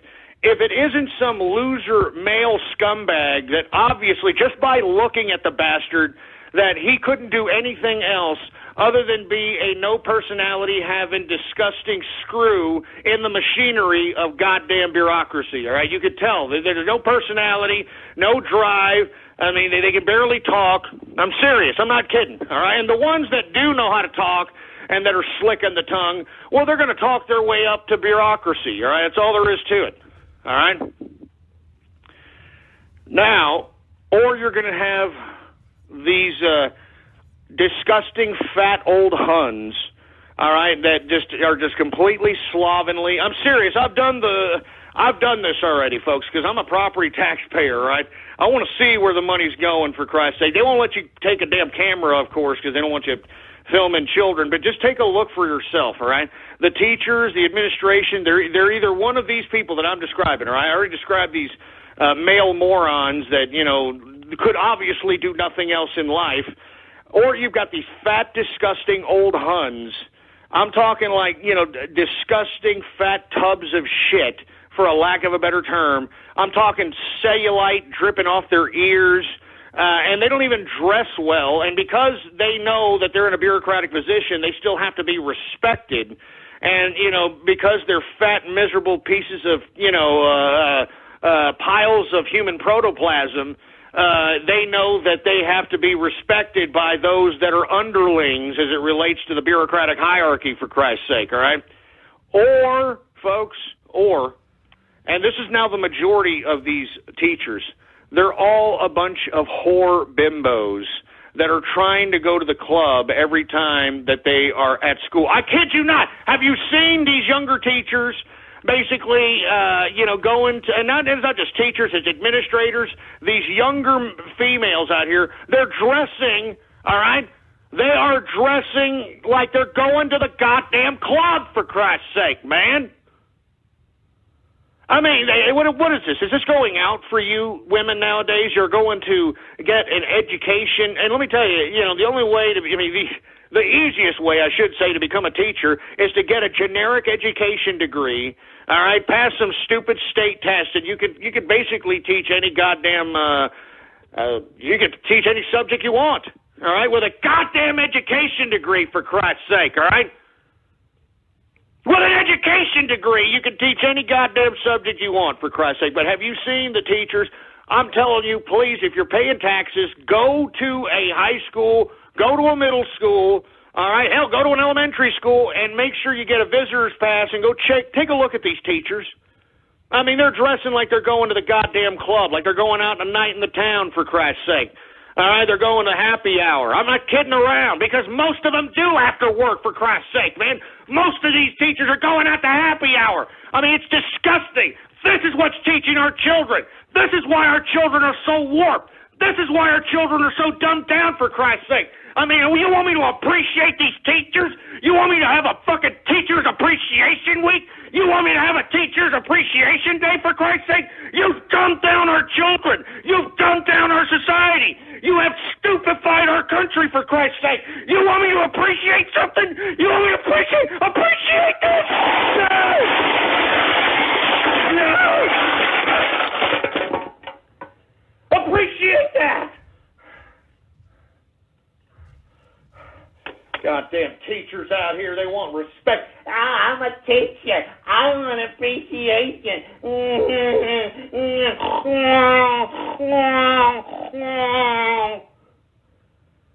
Give me a goddamn break. Makes me sick. It makes me sick. Yeah, you teachers want appreciation, huh? Yeah, you want appreciation? Look at the products you're producing.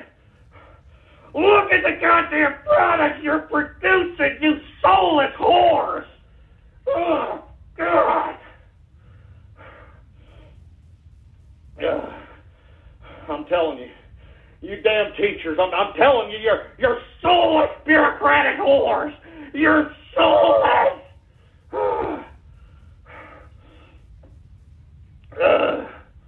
Oh, my God. Oh, my God, give me the mic. Give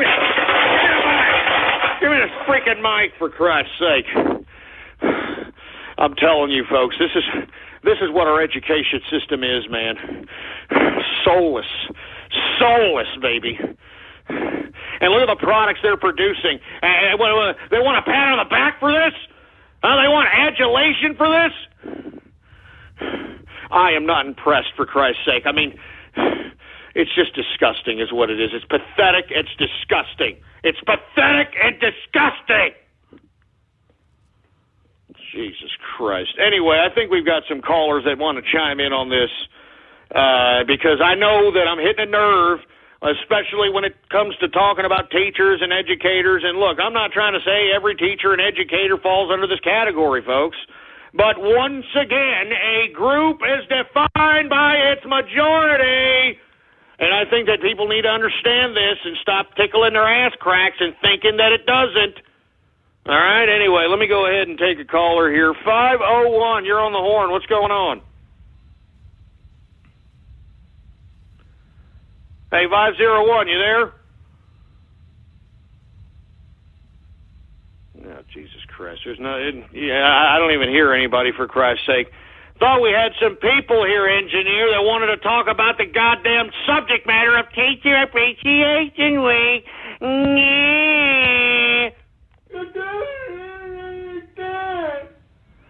Yeah, Jesus. Look, I don't blame anybody for not wanting to talk about this subject matter, folks. All right, I don't blame you. All right, this is a very controversial subject matter because these teachers want so much adulation, and they have done diddly. All right, they've done nothing.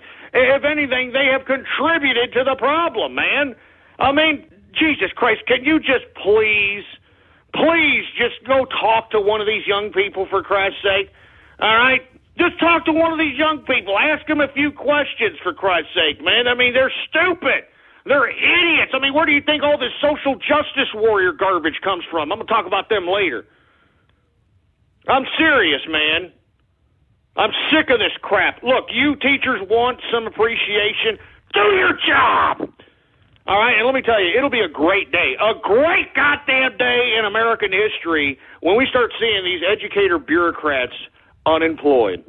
That's right, folks. I'm telling you, I think that the next economic boom is privatization of education, all right?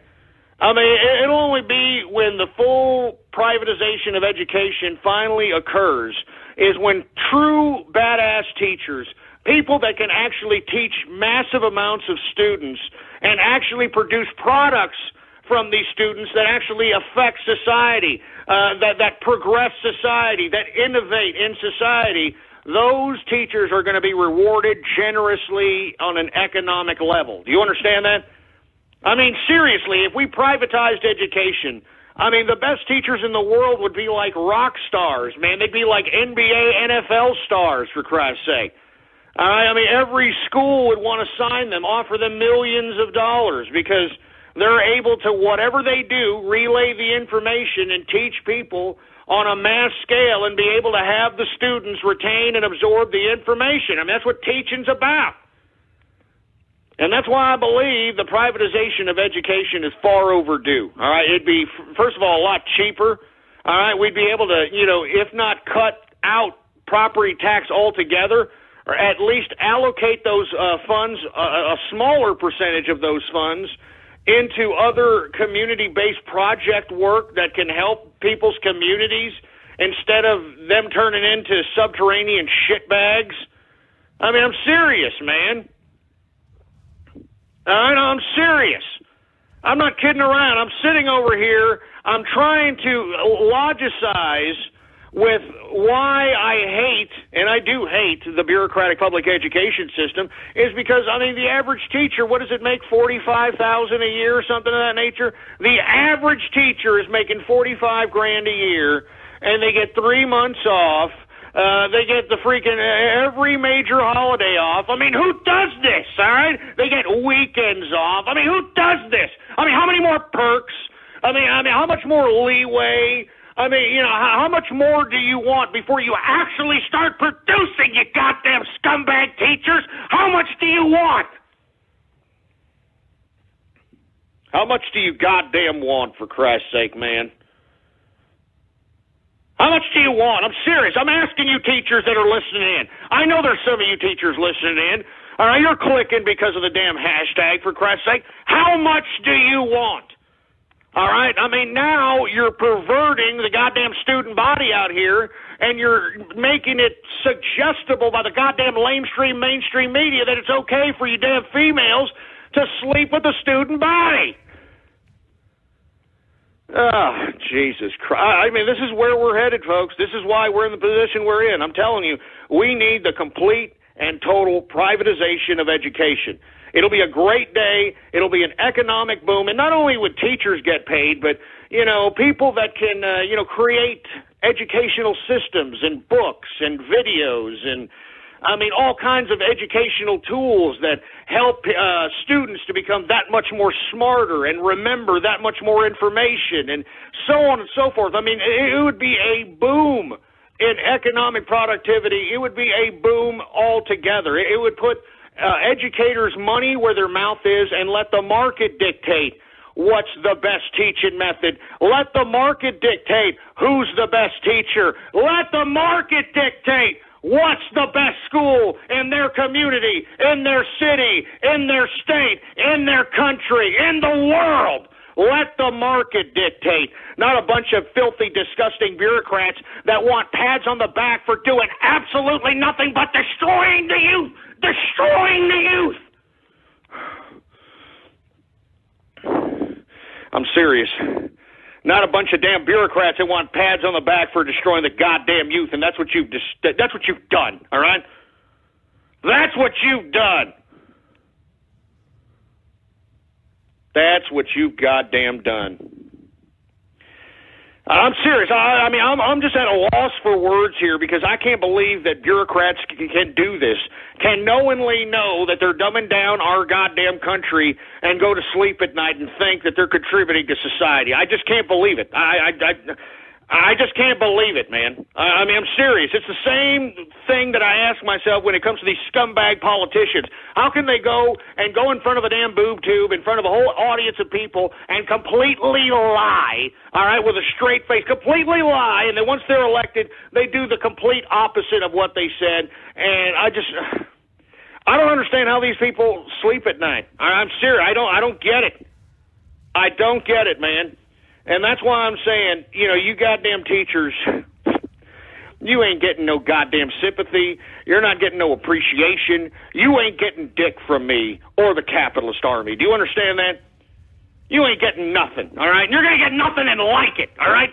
Because you're already getting our tax dollars, all right? That's what you're getting. You're already getting our tax dollars, and you ain't producing a goddamn thing.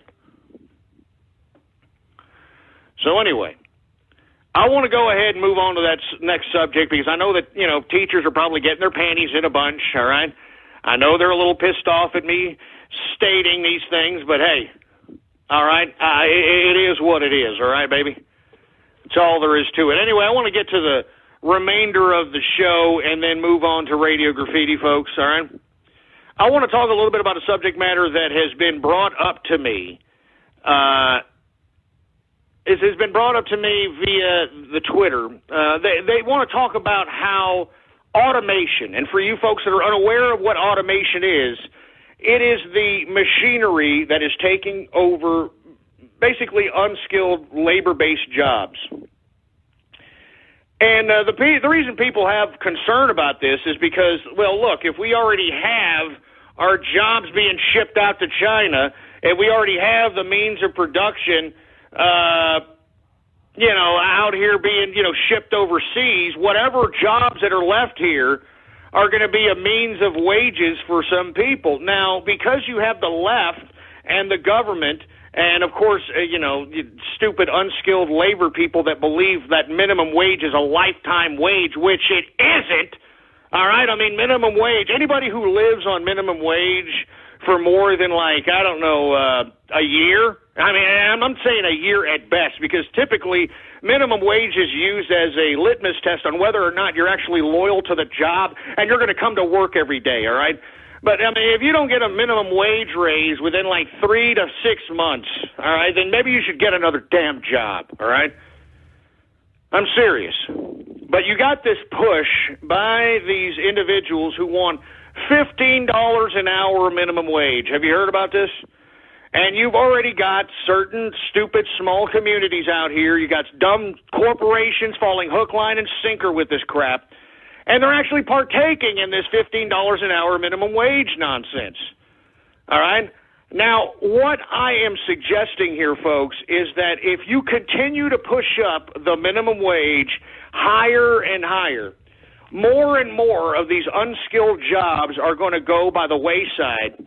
And unfortunate byproduct of that is that these people are going to go right to the government teat and suck on it. Do you understand that? That's the byproduct of it. So the same people that are claiming, that are advocating, that are screaming, bullhorning that they want $15 an hour minimum wage are actually digging themselves into goddamn government serfdom. I mean, that's how stupid this whole debate is, for Christ's sake, man.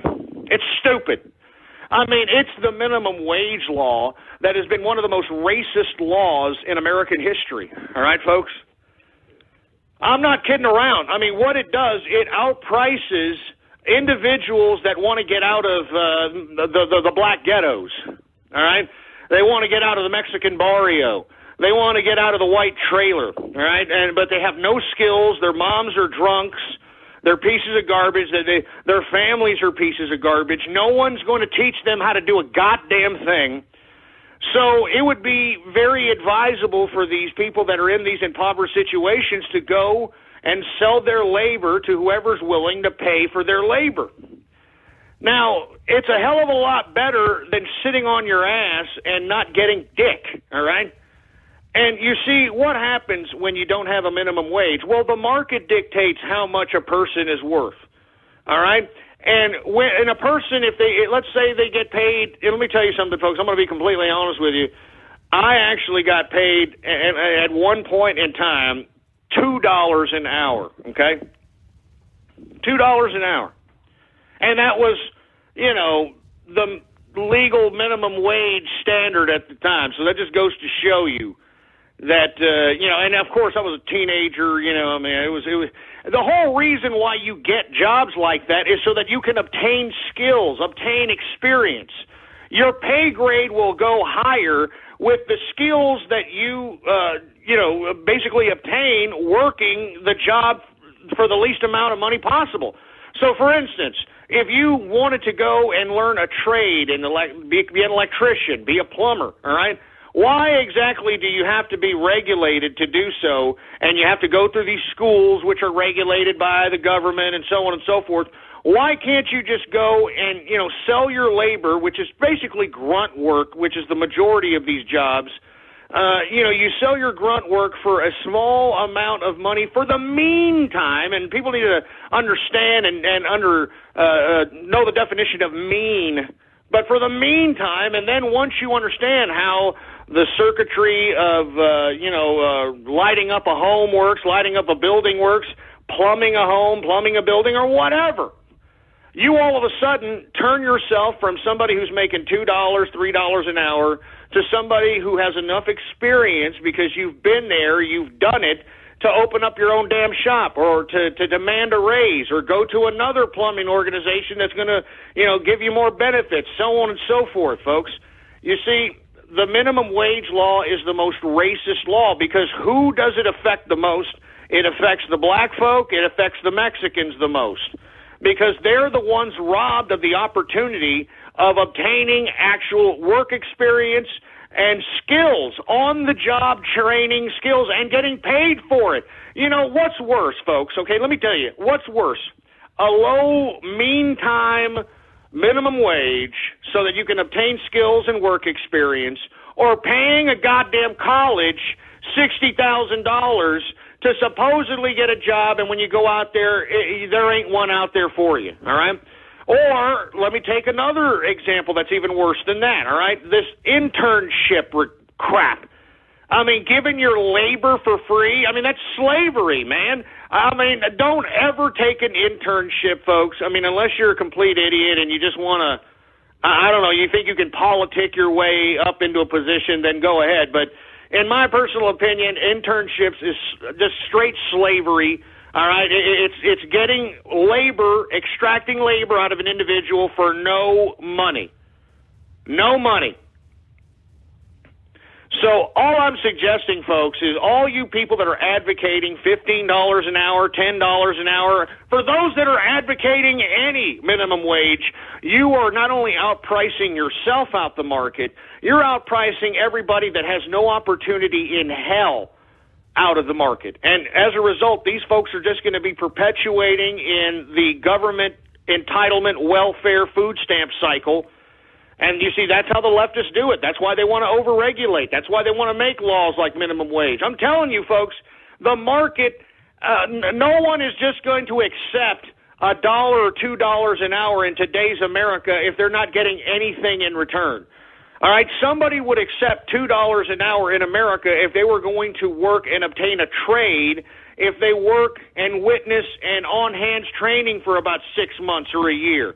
Do you understand what I'm saying, folks? The minimum wage laws are the most racist laws of all time because it prohibits black folks that are impoverished, that come from very struggle-based situations. It prohibits Mexican Americans, Latinos in the barrio. It prohibits white trailer trash from coming up out of those situations so that they can get any kind of a job. I mean, if you're coming from squalor, if you're coming from impoverishment, I mean, you will accept any job for any pay. And just to think, folks, the lower the wage, the higher amount of overtime you're going to get. I mean, there's just a bunch of benefits, for Christ's sake. I mean, you're literally unlimited in your income potential. Of course, you want a job that does something for you. You want a job that you get experience from. You want a job that you get skills from, for Christ's sake. That's the whole purpose of getting a low-paying job for a finite amount of time. Now, as for automation, folks, I think, unfortunately, it's inevitable, all right?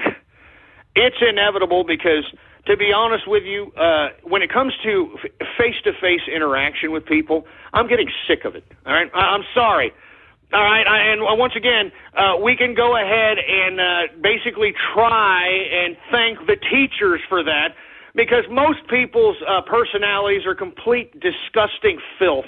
Nobody knows how to say hi. Nobody knows how to smile anymore. Nobody knows how to do nothing, all right? I mean, everybody's just a miserable human being. And, of course, I don't mean to lump everybody in the category, but a group is defined by its majority, all right? Now, once again, folks, I am strongly advising you, all right, just take a look at what I'm talking about, all right? Take a look at what I'm saying. I'm saying that automation is coming whether we like it or not, all right?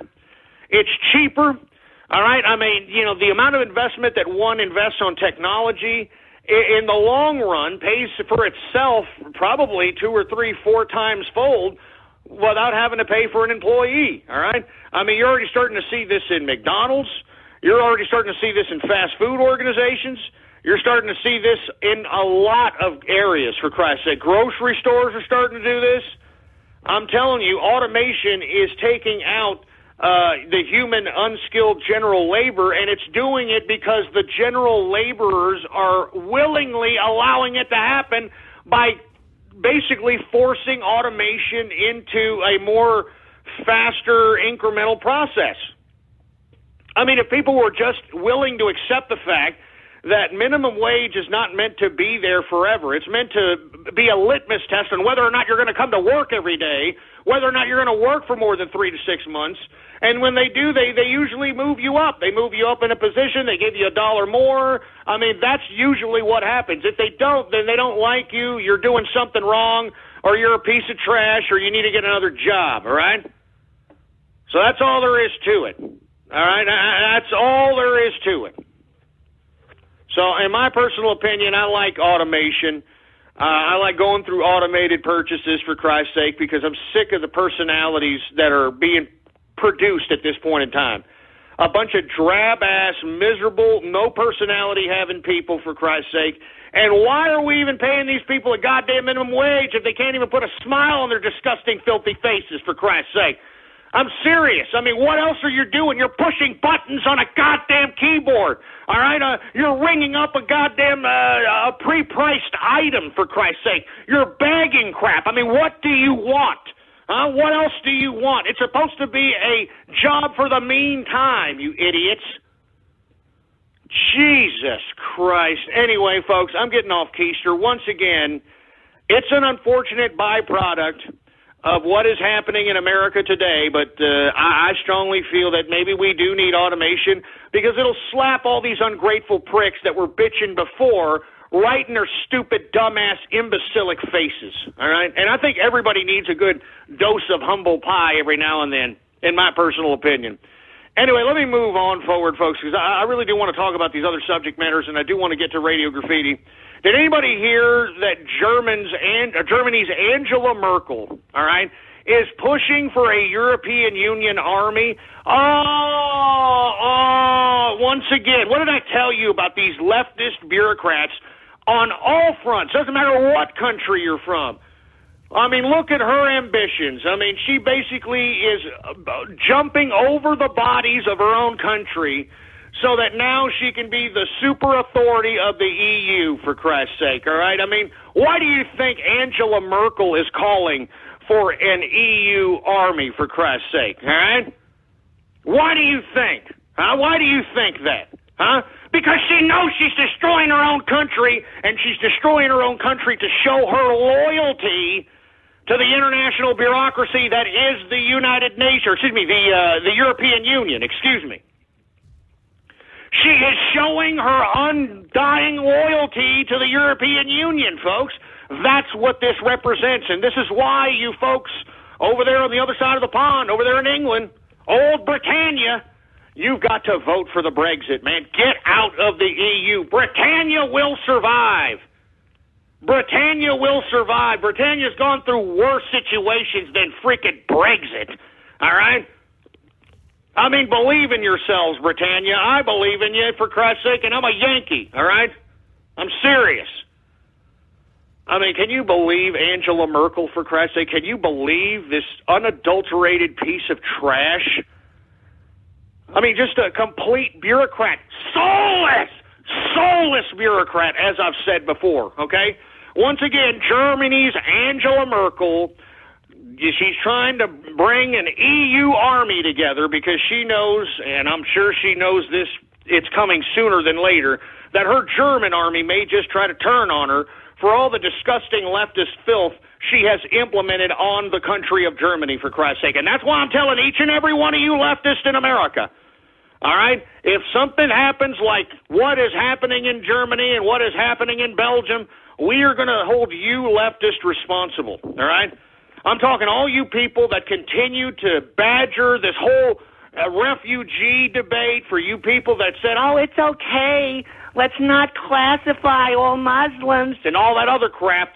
We're going to hold you personally responsible. We will not forget who were the idiots that were out there trying to bring in these people that have already destroyed Europe, trying to bring them into the United States.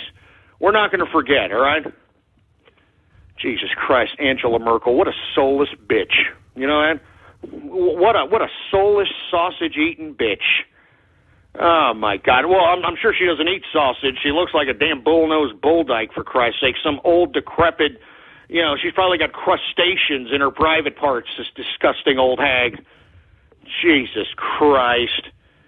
I feel bad for Germany, man. I feel bad for Germany, man. I feel bad for them. I feel bad. Anyway, once again, before I move on, Angela Merkel is going to make her own European army. Isn't that great? Oh, Jesus Christ. ISIS killed a Navy SEAL today. I don't know if you folks heard. It was trending on Twitter. ISIS tried to breach the front line of the Peshmerga. And for you folks that are unaware of who the Peshmerga are, they are the Kurds. They are the landless people. They were the tribe that got screwed in the Treaty of Versailles. They were the only tribe that didn't negotiate or didn't make a deal with Lawrence of Arabia. He's an English guy. He came to fight the Turkish.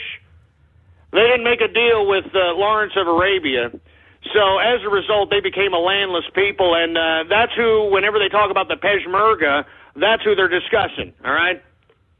They're discussing the Kurdish people. And let me tell you, the ISIS, I don't know what they're trying to do. They tried to push forward on the Peshmerga. The Peshmerga was waiting there. Obviously, there were some operatives relating to some special forces of the United States in the area, one of which was a Navy SEAL that got killed in this exchange of fire. But according to the reports that I'm getting off Twitter and off the people that are actually on the ground, I'm talking about actual Kurds that are on the ground fighting this thing, they were able to push back the ISIS fighters and basically kill most of them. I mean, so the Peshmerga are not a joke. I mean, they're willing to die just as much as these wild Yehudis out here with their Allah snack bar, Wahhabism, Sunni nonsense, all right? So once again, we've got a Navy SEAL dead because of the ISIS breach of the front lines of the Peshmerga, all right? Did y'all hear that the Italian High Court rules that stealing food, all right, stealing food is no longer a crime if you're poor or homeless? Huh? Oh, isn't this going to be a great thing? Isn't this going to be a great thing for leftist Europe, for Christ's sake? Oh, man, I wonder how many people are going to claim to be homeless and how many people are going to claim to be poor that are going to be stealing food out there in Italy, for Christ's sake. I mean, Jesus Christ. I mean, Mario out there better be holding his pizza pies and his spaghetti and meatballs, all right, because I'm telling you right now, it is now legal to steal small quantities of food if you're poor or you're homeless in Italy. Oh, that's just great. Oh, Jesus Christ. I mean, what is this world coming to, for Christ's sake, man? What is this world coming to? I mean, now you can go to Italy. I mean, I cannot wait for the utter backlash that this is going to have on Italy. I bet you every bum in the world is going to somehow take a boat, sneak onto a goddamn a shipping trailer or a shipping ship, a cargo ship. I mean, they're going to do whatever it takes to get their asses to Italy. You know what I mean? Because they know that, hey, I could just steal a small quantity of food, and if the police try to stop me, I'll be like, hey, I'm a poor and I'm homeless. I need a pizza. I need the spaghetti and a meatball and a lasagna. I'm serious. I mean, I'm not joking. This is what's going to happen here. Every goddamn bum in the world is going to converge in Italy. All right, they're going to be, stealing the food out there, and they're going to be defensive. No, I am poor. I am homeless. I need the pizza pie. I need the spaghetti and the meatball. I need the lasagna. Jesus Christ. Anyway, folks, I mean, I'm running out of time here. Jesus Christ, I'm dropping the mic all over the place. Anyway, folks, I'm almost out of time here. I do want to go off on a couple of subject matters that are really pissing me off. Now, look, social justice warriors, I don't know if you folks have seen Trigglypuff, this disgusting fat blob that was, filmed at Amherst, Massachusetts University, some university out there, basically acting like a fat, disgusting Jabba the Hutt blob, screaming and, pouting like some goddamn tantrum-throwing 3-year-old petulant child as it related to, I mean, who was on that panel? I think Nero was on the panel. I mean, Milo Yiannopoulos. I think, was it Louder Than Crowder guy was on there? And I don't know, some old leftist lady from the 70s or something. And this broad had a complete shit fit. But, folks, the reason that I bring her up and the entire Internet is bringing her up is because this is what social justice warriors are. They're complete life losers, false sense of superficial self-esteem nonsense, all right? I mean, I've tweeted some of her OK Cupid profiles, for Christ's sake. I mean, Jesus Christ, this woman is out here showing her disgusting fat body in lingerie, claiming that she's proud. I mean, this is just disgusting, folks, all right? This is just pathetic. False sense of self-esteem, a disgusting, warped, superficial perception of themselves. That's social justice warriors. Why do you think there always has to be a camera in their face whenever they're practicing their little social justice warrior garbage? All right? They're attention whores. That's all they are. They're fat, disgusting uglies, and they're attention whores. All right? They can't get attention because they know they're either fat, disgusting blobs or they're uglies, for Christ's sake. So the only way that they can make any kind of ruckus or get any kind of attention is by partaking in this ridiculous, petulant child activity. Now, I blame the college kids on this because a lot of these college kids, with all due respect, they're not listening in college, and it doesn't seem like the professors even really care. As far as I'm concerned, I think the professors are just passing these morons. If they realize that, they're paying through a college debt, I just think they're just passing them regardless. I mean, just look at the saturation of college degrees out here in America today. I mean, the market is saturated. A college degree means dick now, man. And you know what's sad about it? These kids are going to have to pay for it for the rest of their goddamn lives. And you see, they don't understand that. They don't understand that this wasn't always a law. You didn't always have to pay for your student loan for life.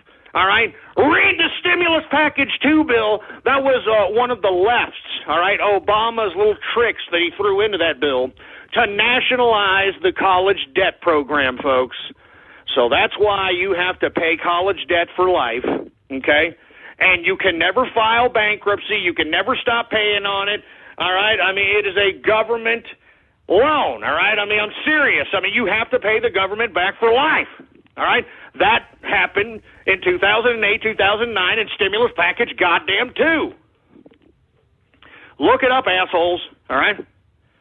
Now, if you're pissed at that, if you're pissed that you're going to have to pay $50,000, $60,000 debt for the rest of your life, you need to blame your parents, all right? Seriously, kids, you need to blame your goddamn parents, first of all, for not giving you the tools emotionally, mentally, and socially necessary to navigate yourself through this life properly, all right? I mean, any parent that allows their kid to sign their name on a ridiculous loan that uses their own ass literally as collateral is a goddamn negligent parent as far as I'm concerned. I mean, who is going to let their kids sign their name on the dotted line for $50,000 or $60,000 for a meaningless piece of paper?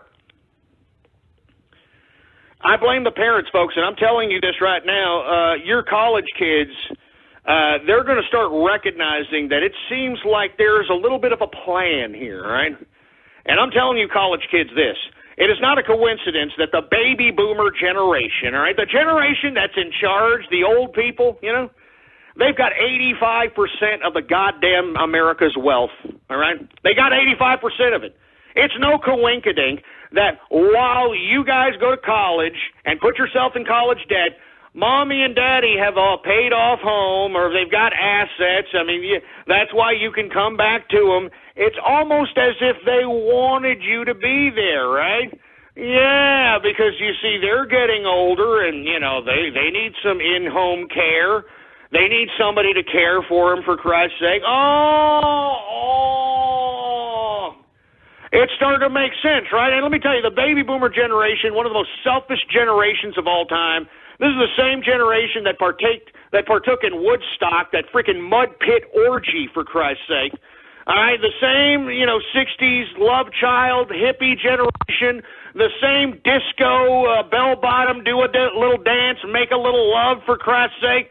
I mean, give me a freaking break. Anyway, before I go and move on to Radio Graffiti, what is it with these YouTube stars, all right? I mean, who cares about these people? I mean, I'm getting sick and tired of seeing the latest YouTube star, for Christ's sake. First of all, 95% of these people are completely unattractive in real life, all right? How they're able to, pass themselves off as some kind of a decent personality or whatever they're selling, for Christ's sake, on YouTube is beyond me, for Christ's sake. But I am not impressed. I mean, this just goes to show you the dumbing down of our country, all right? I mean, these pootie pies, for Christ's sake. I mean, give me a break with this stupid little fruit bowl, man. I mean, Markiplier. I mean, give me a break. I mean, Jesus Christ, grow up, all right? This is what's wrong with this country. Everybody's a goddamn man-child, for Christ's sake, and nobody wants to grow up. I mean, I'm tired of these stupid YouTube stars. Maybe FouseyTube, for Christ's sake. I mean, who cares about you people? All right? I mean, stop making these people YouTube stars, man. I mean, they're not entertaining. All right? I mean, they're pretty much worthless, man. I mean, why do you think nobody takes them seriously on the mainstream media front, man? They have no talent.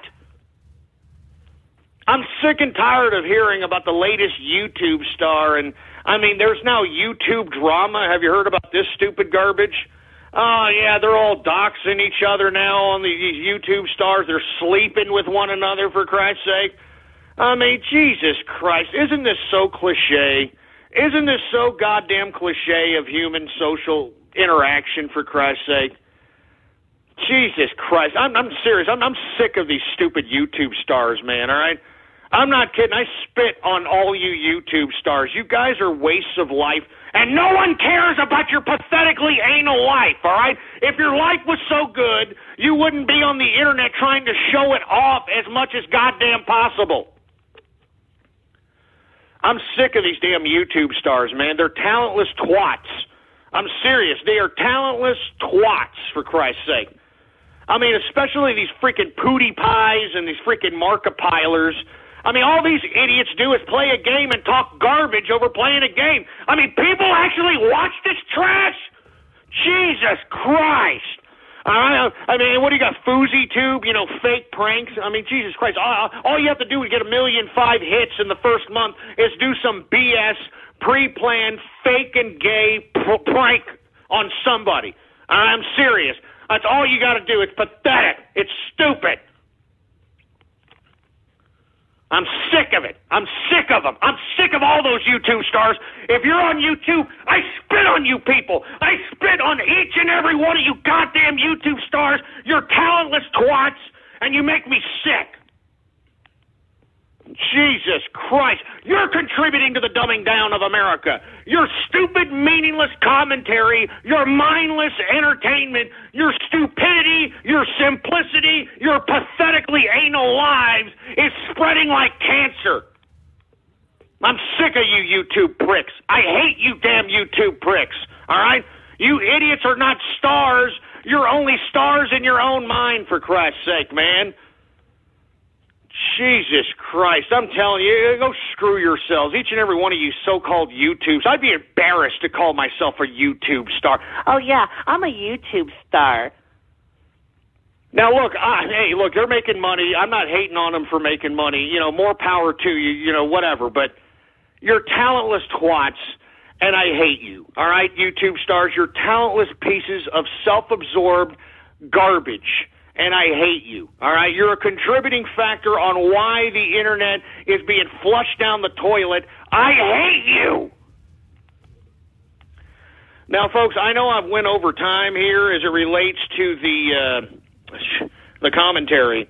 So I'm going to do about 8 minutes worth of Radio Graffiti here, and I will continue the Radio Graffiti post-show. So, folks, as I'm going down and clicking people off on Radio Graffiti, give me a call, 516-453-9903, because that's the only way you're going to be able to hear the live broadcast post-show, which is in the third hour, which can only be listened to via the phone or via the podcast. And, of course, the podcast is located at blogtalkradio.com/ghost. That's blogtalkradio.com/ghost. And, folks, if you haven't already done so, please follow me on Twitter. What are you doing? Politics Ghost. All one word, no underscores. Politics Ghost is the name to follow on Twitter, for Christ's sake. All right, folks, before we get into anything else, I want to go ahead and start Radio Graffiti right now. That's right, folks. It's Radio Graffiti, that part of the broadcast where the spectators become a part of the spectacle. All you have to do is give me a call right now at 516-453-9903. And when I call on your Skype name or area code, you have exactly 3 to 4 seconds to say whatever it is that's on your mind. That's right. It's Radio Graffiti, and it starts right now, baby. All right, let's go ahead and take it from the top, baby. 717, Radio Graffiti. Shiny shekel in my purse. Whose life shall I make worse? Oh, Jesus Christ. 520, Radio Graffiti. Ghost Nye, the bureaucrat guy. Ghost, ghost, ghost, ghost. Don't compare me to Bill Nye, boy. 509, Radio Graffiti. I'm saving this just for you. Oh, Jesus Christ. Nobody wants to hear you take a piss, and it sounds like you got a little wang on top of that, for Christ's sake. Tango Whiskey, Radio Graffiti. Tentacles into the inside circles of the 8-year-old girls. Shut up, you sick, twisted prick. Shut up. I hope you get the digital aids for that crap. Pivot Idiot, Radio Graffiti. All I can say is that my dick is pretty dick. I like watching my dick gathering. And all my dick can do is just dick some dick for two. Oh, Jesus Christ. I mean, there's another one of these songs. How many songs did these idiots freaking make, for Christ's sake? Jesus Christ. Once again, 516-453-9903. You're listening to the True Capitalist Radio broadcast. It's Radio Graffiti. Let's continue going, shall we? Who else do we got here? We got Trucking Poop Tickler, Radio Graffiti. Boy, you sure got to climb a lot of steps to get Jesus Christ. Get a better computer than a 486SX computer, you piece of trash. 609 Radio Graffiti.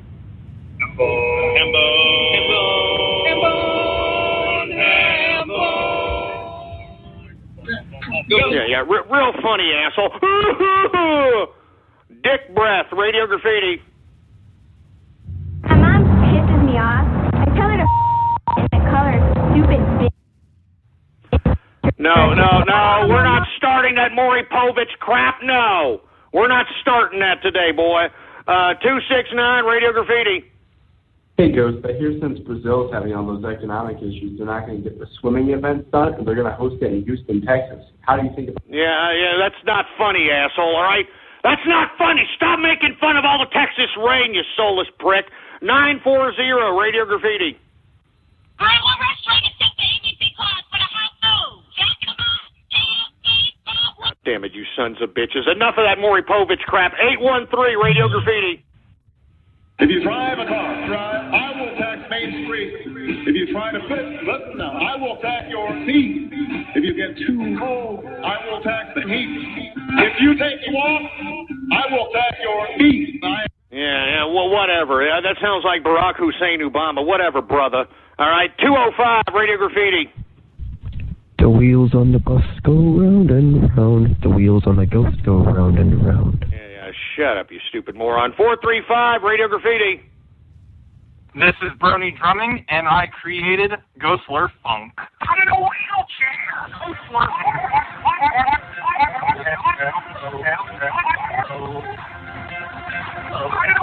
Christ, here we go again with more goddamn remixes.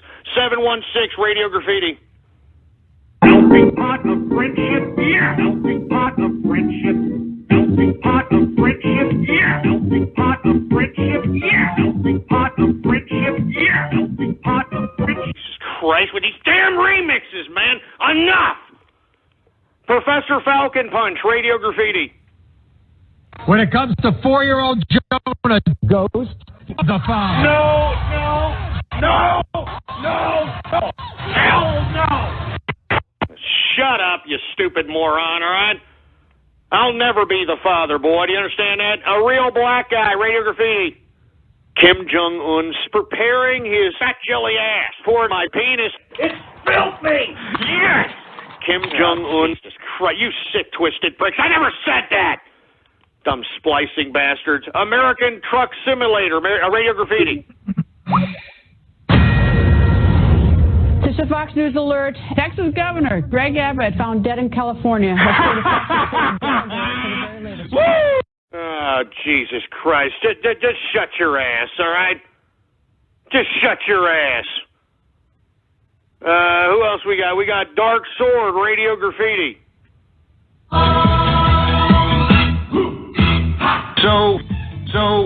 Soviet. Don't you understand, folks? I'm a goddamn communist.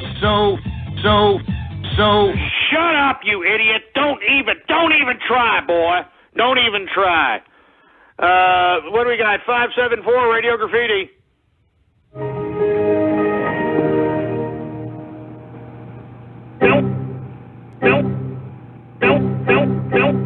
Melting pot of friendship. Melting pot of friendship.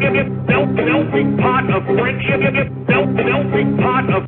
Jesus Christ! How many remixes are out here, for Christ's sake? 907, Radio Graffiti. I don't know, but I've been told Eskimo pussy is mighty cold. Oh, Jesus Christ. Come on. You could come up with something better than that, boy. Who else we got? We got one more. We have to go. Baltimore Trucker, Radio Graffiti.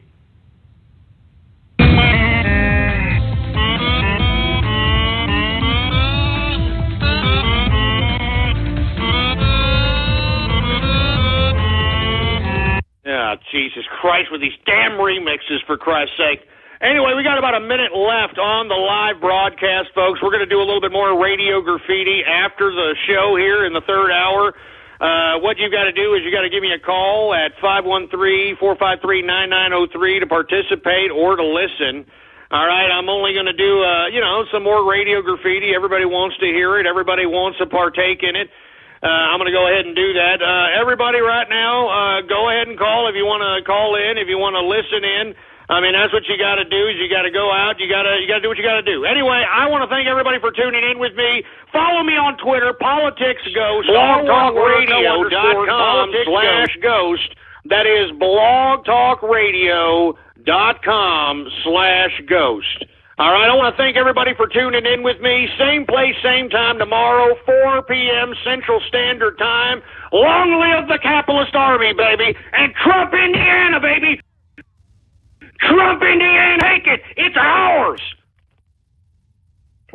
All right, folks. Now we are in the third hour, folks, that the only people that can participate and hear are those that are on the phone right now listening to me, or those that are listening via the podcast. And if you are listening to me via the podcast, I appreciate your patronage, folks. Anyway, what we're going to do in this, post-show edition of the True Capitalist Radio broadcast is continue right along with Radio Graffiti, and it starts right now. All right, Gary Brodsky, Radio Graffiti. Ted Cruz is good. Ted Cruz is my pal. Ted Cruz is good. Ted Cruz is my pal. Jesus Christ. No, we're not going there. No, all right? No. All right, no. All right, 678 Radio Graffiti. Yo, it's the socialist capitalist here eating tacos with everybody's welfare. How you like that, Ghost? I'm capitalizing. Yeah, well, you know what? It doesn't matter, all right? Your days are numbered, boy. Your days are numbered. That's all I'm saying. Hey, did you hear all the people that are laid off? 30,000 people laid off of the damn food stamp program out there in, what was it, Alabama? I'm telling you, it's going to get to you sons of bitches, able working-bodied sons of bitches. You think that it's going to last forever? It ain't, boy. It ain't. Woo! As a matter of fact, I'll drink to that. To less moochers off of the government teat, baby. Cheers to less government moochers here as I sip on my blended malt Johnny Walker Blue Label. Oh, yeah.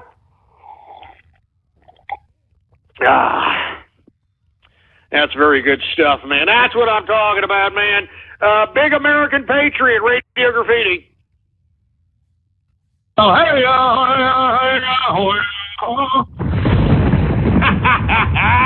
screw you, Texas. No, stop. I'm telling you this right now. This is not something to be joking about, all right, boy? I mean, there is a lot of rain out here in Texas, a lot of weird things happening. It was like cold yesterday, for Christ's sake. Stop it, Harp. Stop it already. Good God. 210, Radio Graffiti.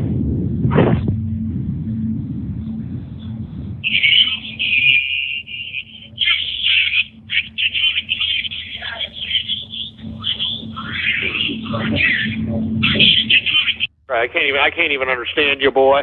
How about Orof 83, Radio Graffiti? Hello guys, this is Orkan from Israel. Just came back from the new movie Captain America Civil War, and it's horrible. Don't watch it. Oh, I'm telling you, let me tell you, I don't really like these comic book movies per se as it is anyway. All right, I mean, look, I like comic books as it pertains to an investment because there's such a big market for it now. It's very easy to obtain a lot of these comic books that these morons are willing to pay large sums of money for. So I always advise people, if you want to partake in it for a capitalist purpose, by all means. But I'm not big on that stuff, man. I don't do it. I don't like fantasy. I don't like fiction. All right, I'm a fan of nonfiction. All right, if I can't learn something from it, then why the hell am I watching it? Why am I reading? Why am I listening to it? You know what I mean? Anyway, money in my face, Radio Graffiti. It's True Friendship Radio. Oh, Friendship Radio. I am your host, your hood buddy, Ghost. Look out! Man of mystery, huh? He's fierce. He's adventurous. He fights for friendship. I happen to have the greatest friend in the world, folks. You don't have to hide your feelings. Embrace them. Look, he likes you. Get a little emotional, Lord. I'm sorry. And now, he's your best friend forever for Whipper. I'm a melting pot of friendship. He's serious business. Look out! Here comes Ghost! Jesus Christ, man. I'm getting infested by bronies. God damn it, man. I mean, what is it? Well, I don't get it. What is it? What is it? Jesus Christ. And look, before I get off keister with any of the bronies, being infested by bronies, being infested by anybody, but it is just breaking news, folks, right now. Trump wins Indiana, and this is straight off Fox News, baby. Woo! I'm telling you, man, the Trump train steams forward, baby. I want to hear, and I expect to hear, Ted Cruz to drop out of the race with this hatchet-faced vice presidential candidate, Carly Fiorina-ass, all right? They need to drop out of the race. John Kasich, he needs to drop out of the race. All right, this is a revolution, as I've stated, that has been sparked by Donald Trump. It is a capitalist revolution. I cannot believe what I'm seeing here. Trump is just won, baby. I'm excited. I'm excited.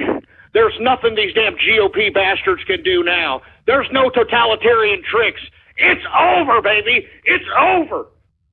The GOP belongs to Trump, baby. It belongs to the capitalists. We have successfully taken over the GOP. The capitalists belong. The GOP belongs to the capitalists. Excuse me. I'm excited. I'm excited. There's electricity running through me, for Christ's sake, man. I've got synapses sparking through my brain, for Christ's sake, man. Trump wins Indiana. Oh, man. Oh, Jesus Christ, I'm excited, baby. I'm telling you, I almost don't even want to go back to Radio Graffiti because I'm afraid these morons are going to harsh my mellow. But by God, breaking news, baby. Breaking news, Trump wins Indiana. He's going to win California. He is going to set a record in voting for the GOP. And let me tell you something. I'm warning you, Renus Priebus and Curly Hoagland and all you damn bureaucrats in the GOP, don't go against the people's will, boy. Don't you dare. Because we're going to be there in Cleveland, boy. You better believe it. We are going to be there in Cleveland outside. And if you try to pull any of these goddamn totalitarian shenanigans, you're going to have a serious problem. Jesus Christ. My heart's beating like a rabbit. I'm excited, baby. I'm excited, for Christ's sake. The Trump train steams forward, baby. We have taken Indiana. I'm telling you. Bring on Hillary Rotten Clinton. Bring on brain-dead Joe Biden. Bring them all on. I'm telling you, I'm excited. The capitalists are going to take over this country. We're going to take it over, baby. I'm excited, man. There's finally going to be economic opportunity again. Do you understand that? Instead of handouts. I mean, Donald Trump is going to put a stop to this international bureaucratic garbage that's being implemented upon us today. This man is going to renegotiate the trade deals. I mean, I could just go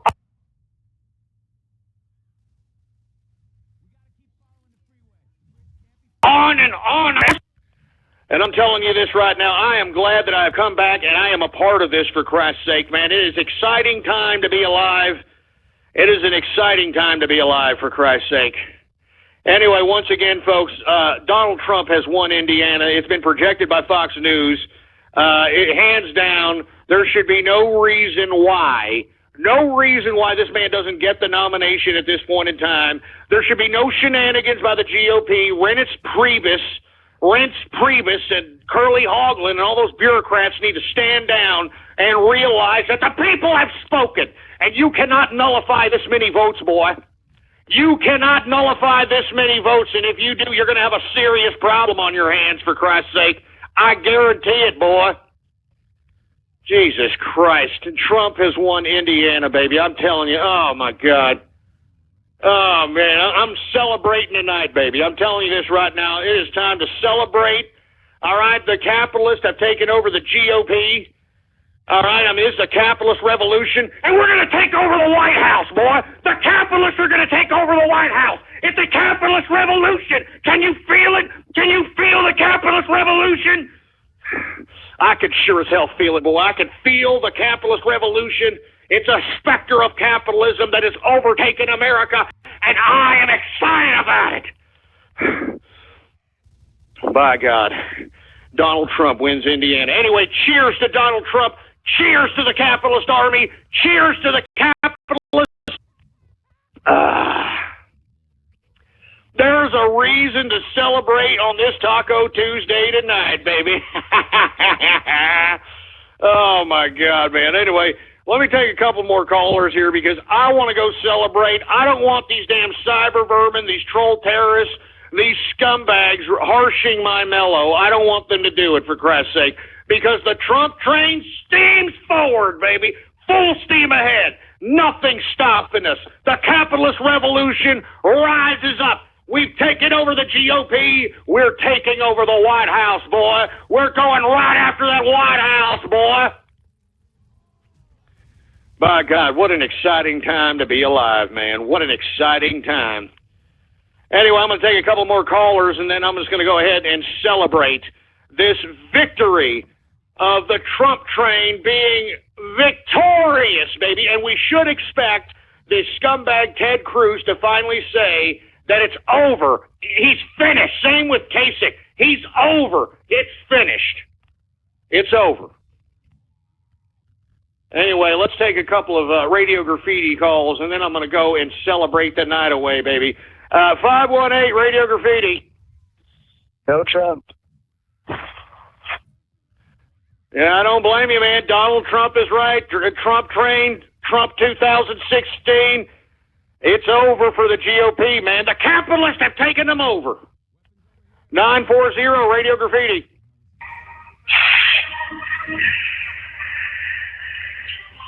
No, you're not going to harsh my mellow with the goddamn Soviet national anthem, baby. The capitalists are rising. The capitalist army is uniting. All right, I mean, this is an optimistic time to be alive, folks.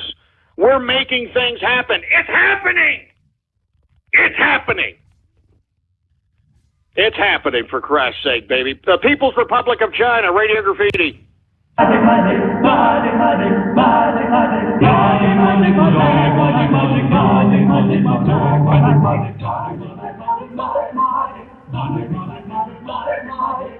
Jesus Christ, how many goddamn songs did these idiots do, for Christ's sake? Jesus Christ. How about Teutonic Plague, Radio Graffiti? I'm hyped! I'm happy that Trump won Indiana! Capitalists win! Capitalists fucking win! It's ours! Woo! America belongs to us! You're damn right there, Teutonic Plague. I'm telling you, I can feel your excitement, baby. I'm telling you, it's a capitalist revolution, and we are taking over. We've taken over the GOP, and we shall now take over the White House. And I'm excited, baby. I'm glad you're excited there, Teutonic Plague. Everybody on the Trump train should be excited. By God, it is a time to celebrate, man. It is a time to celebrate. Oh, my God, I'm excited. I don't know about you folks, but I'm excited. I want to go out and celebrate right now. But I'll do a couple of more Radio Graffiti calls, folks, because I know, everybody likes the show. And I hope that you're spreading the show around like wildfire. I'd let everybody know that we are in effect and in the house, for Christ's sake. Anyway, let's go ahead and take some more callers here. How about 646 Radio Graffiti? Go. Speaking of spreading, how about you spread your butt cheeks while I give you a nasty pooper massage? And Oh, shut up, you sick, disgusting turd. 720 Radio Graffiti. What's going on, Ghost? Hey, not too bad, man. I'm excited. Maybe the Trump train steams ahead, baby. 410 Radio Graffiti. When Obama became president, I got the right to do the hell I want to. I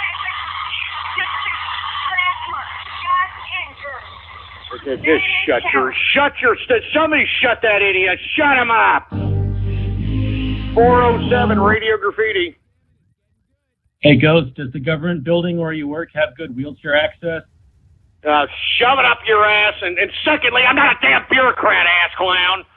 I'm telling you, you idiots are not going to harsh my mellow, baby, all right? The Trump train steams forward, and there's nothing you can do about it. All you socialists, all you leftists, all you liberals, eat it! Eat it! Eat it! 501 Radio Graffiti. Hey, Ghost, sorry my mic wasn't working earlier. I won't harsh your mellow with the sad thing about bureaucracy, but I will say shout out to Trump for winning. That was awesome. Very exciting. Hey, no, I don't blame you, man. Thank you very much for calling in. And look, we'll try to get your call next time around. I know you want to take some serious discussions, and we'll go ahead and make sure the next show we'll put you forth in the regular hour of broadcasting to talk about some serious issues, man. I know you've been wanting to get through. My bad. 510 Radio Graffiti. No, Texan, you're a fucking northern carpetbagger. Oh, yeah? Let me tell you something right now, you son of a bitch. I am pure Texan, boy. I'm proud to be Texan, all right?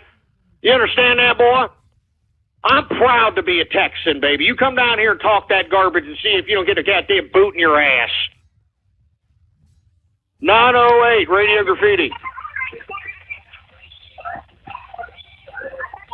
Sounds like some idiot watching anime, fapping, for Christ's sake. Dragon Girl, Radio Graffiti. You know, listening to this broadcast, this trans testicle has gotten through 3 bottles of baby oil. Oh, my God. No, no, no, no, no. I don't want to know what you're doing, all right? Goddamn trans testicles. Now, I mean, I let's not go there, all right? All right, hopefully you're a passable tranny and not, one of these people with a Fu Manchu and with their disgusting man body and a dress. 330 Radio Graffiti. Oh, Jesus Christ, Helen Keller, deaf mute. 949 Radio Graffiti.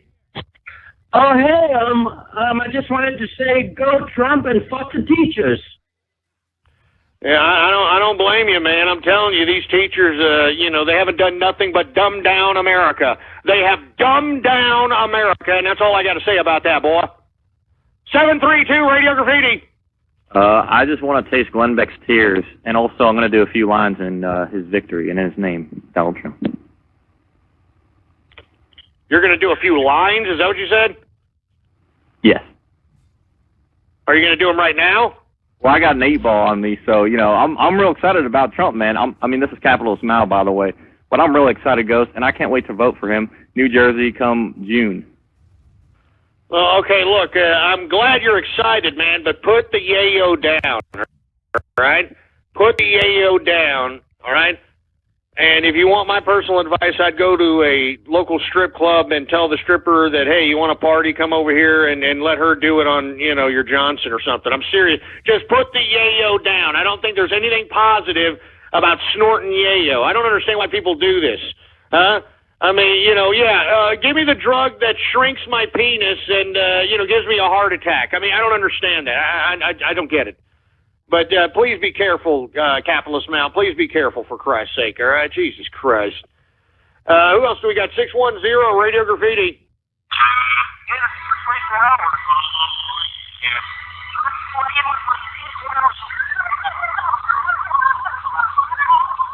Jesus Christ. How about 240 Radio Graffiti? Goddamn Helen Keller, deaf mute, for Christ's sake. How about Cosmo Brockington, Radio Graffiti? If you're drinking all the time, then you must be miserable. Well,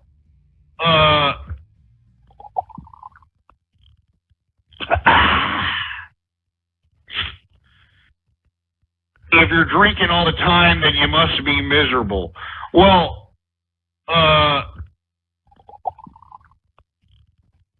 you son of a bitch. All right, you get him off, for Christ's sake, all right?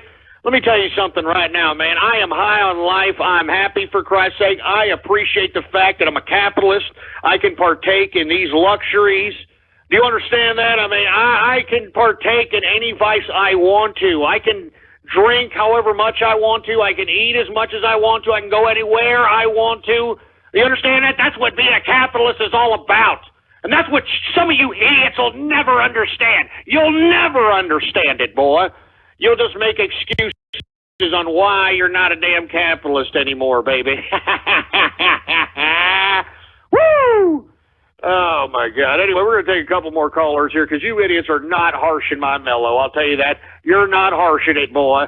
John Ross and Radio Graffiti. Hey, Ghost, I was going to talk to you about my teacher, but I don't think you want to hear about it. Anyway, please don't hang up. Maybe we call up tomorrow. We'll talk about it tomorrow or on the Free Format Friday edition of the True Capitalist Radio broadcast, man. All right, I'm serious. I want to hear your serious conversations here. But it's hard to pick through the riffraff, especially if you got the switchboard of the True Capitalist Radio broadcast, all right? We got 323, Radio Graffiti. Hey, Ghost, I was wondering, you want me to cream pie you? You can pretend that I'm Donald Trump. Oh, Jesus Christ, you disgusting, sick, twisted prick. I mean, do you hear these sick-ass perverts, for Christ's sake? 404, Radio Graffiti. Ghost, aren't you tired of all these Christian Americans going to Saudi Arabia, hijacking their planes, crashing them into buildings, and then telling them that they must convert or die? I mean, America's so evil, right? You're telling me, I'm telling you, I mean, I know you're being facetious. I know that you're being a little sarcastic, but I don't blame you. I really don't blame you, for Christ's sake. I mean, Saudi Arabia is a cancer on the earth. Why we continue to bow down to these people, I have no freaking idea, all right? I have no freaking idea. But anyway, folks, I want to thank everybody for tuning in with me. I actually want to go celebrate. As you can see, my mind is in two different places. I mean, Trump, he won Indiana, baby. I mean, the Trump train steams full steam ahead, baby. I'm excited. It's Miller time, baby. It's Miller time. And I want to thank everybody for tuning in with me, all right, folks? Once again, please spread it around. Spread it around like wildfire that True Capitalist Radio is in effect and in the house. I'm telling you, spread the link like wildfire, all right? I mean, I'm out here, I'm producing this show, I'm doing this out of my own time, effort, and energy, for Christ's sake. The least you could do is help out and spread the damn link around like wildfire. Ain't costing you a goddamn thing, you lazy little pricks. Once again, the website is blogtalkradio.com/ghost. That's blogtalkradio.com/ghost. And if you haven't already done so, folks, please follow me on Twitter. The Twitter name to follow is PoliticsGhost. All one word, no underscores. PoliticsGhost. All right, folks? Anyway, it's been a decent Taco Tuesday. I want to thank everybody for tuning in with me. Trump is victorious, baby. He's victorious. That should be it for Ted Cruz and Carly Fortiani ass. That should be it for John Kasich. It's over. It's over, GOP. It's time for you to get down on your knees. Drop to your knees, GOP, and bow down to the capitalist, boy. Bow down. Bow down, Rance Priebus. Bow down, Curly Hoagland, whatever your fruity-ass name is. Bow down, Randall Dunning. Bow down, GOP. Bow down to the capitalist. Bow down to the capitalist army. And bow down to the taxpayers in America. You understand that? We have spoken. And you stupid scumbag, totalitarian, bureaucratic assholes better listen, boy. You better listen. By God, we are victorious. And I'm telling you, we will not stop until we get the nomination and we finally take over. The capitalists finally take over that White House, boy. And believe me, it's going to happen. It's going to happen, you socialist sons of bitches, you bureaucratic scumbags. It's going to happen, boy. The capitalists will rise again. Didn't I always say that? Huh? Didn't I always say that the capitalists will rise again, boy? It's happening. It's happening. It's happening. It's happening now.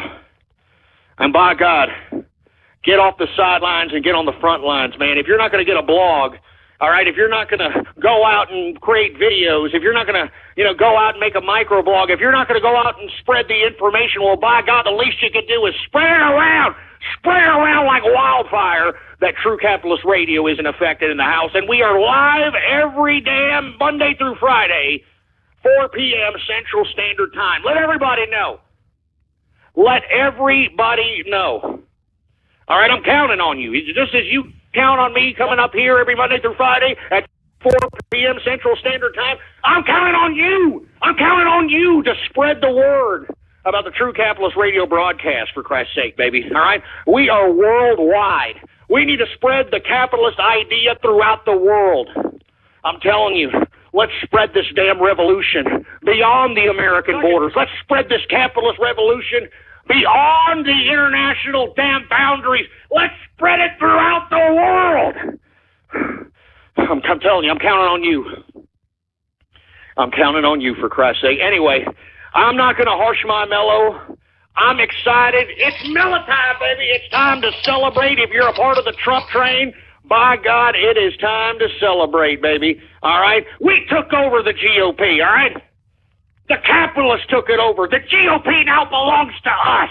Remember that, you little bureaucratic Republican GOP people. The capitalists have taken over your party. Bow down. Get on your knees. Get on your goddamn knees and bow down, boy. You bow down to the taxpayers. You bow down to the capitalists. Anyway, folks, I am out of here. Once again, be here, same place, same time tomorrow, 4 p.m. Central Standard Time. Follow me on Twitter. Politics Ghost is the name to follow. The website, blogtalkradio.com/ghost. I am out of here, baby. All right, I'm out of here. And remember to spread it around like wildfire. Long live the capitalist army, and death to feminism, death to socialism and communism, and death to totalitarianism. I'm out of here, boy. Thank you for using Blog Talk Radio. Goodbye.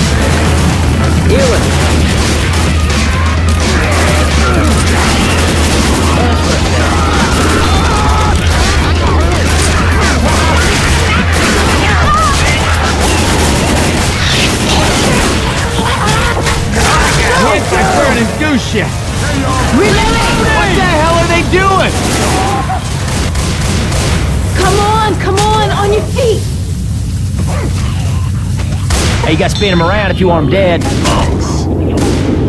Reloading! Reloading! I need to get right. Overalls. Rochelle.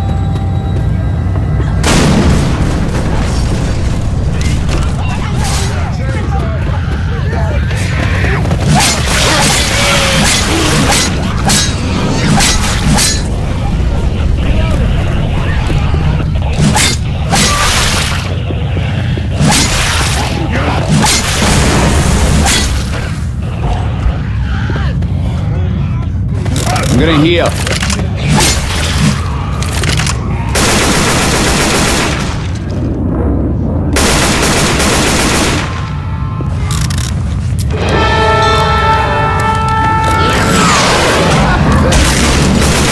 Reloading!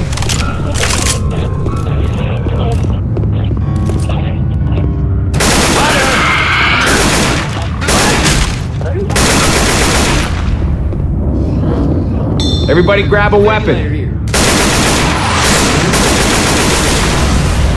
Reloading.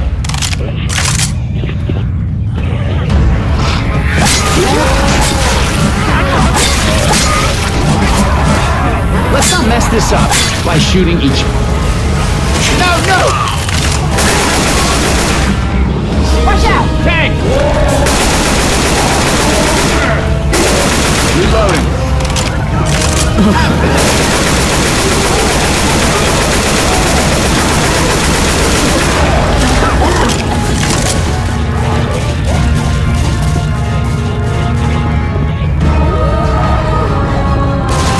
Time to move, let's go!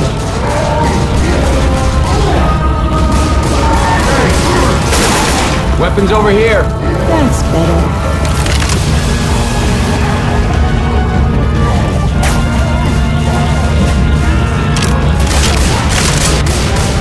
Stop bombing us! You're starting to worry me. I can get you up, but you go down again, and that's it. Weapons over here! Somebody wait up, I gotta heal.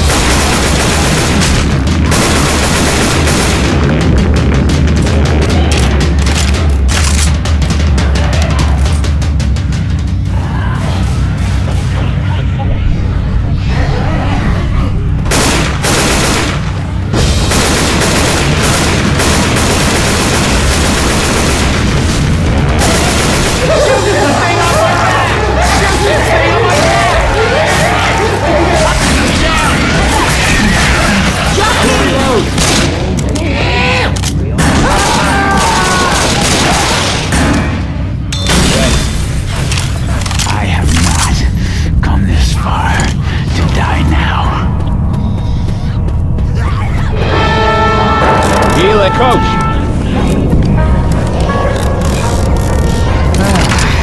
Better.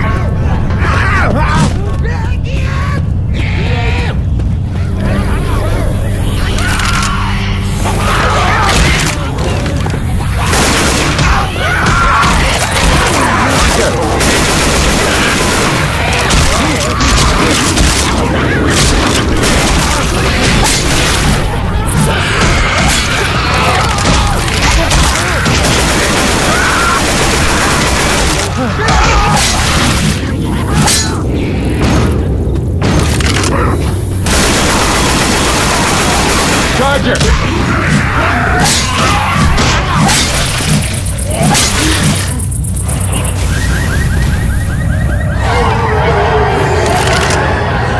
Healing. Get inside. All right, now I'm back.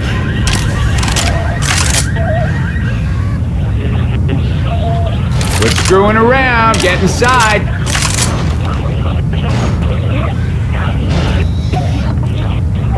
Quit screwing around, let's get inside. Everybody inside.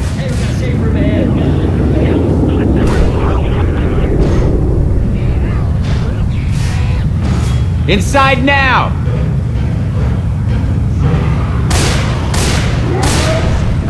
Cover me. Hey, I need everybody inside now. Their bags ain't long below.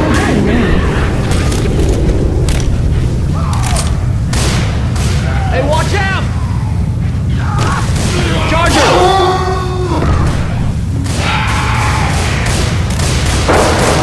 We got lucky. Oh shit, man. Oh shit!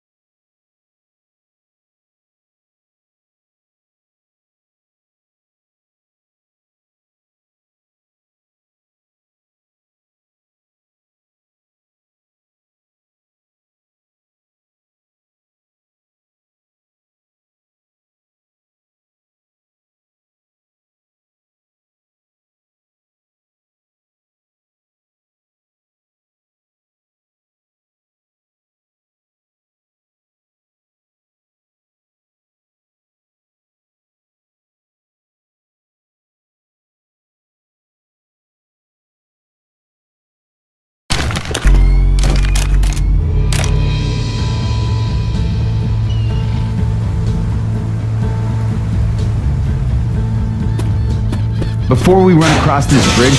Rescue 7, this is Papa Gator. Over. This is Rescue 7, over. Rescue 7, what is your repair status? Over. Repairing. Hello? Rescue 7. That's coming from the bridge. Bridge. Who is this? My name's Nick. There's 4 of us on the west end of the bridge. Bridge. Are you immune? We are not infected. Negative, Bridge. Are you immune? Have you encountered the infected? Yeah, you can say that. Affirmative, Propagator. Bridge, we have pulled out of that sector. Your only remaining pickup is available on the other end of the bridge. Our last chopper is leaving in 10 minutes. You need to lower the span and get across the bridge. God be with you. Sure, give us a few minutes.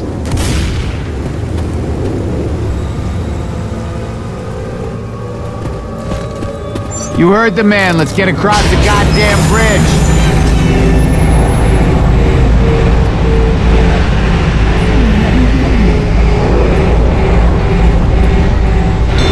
Healing. All right, now I'm back.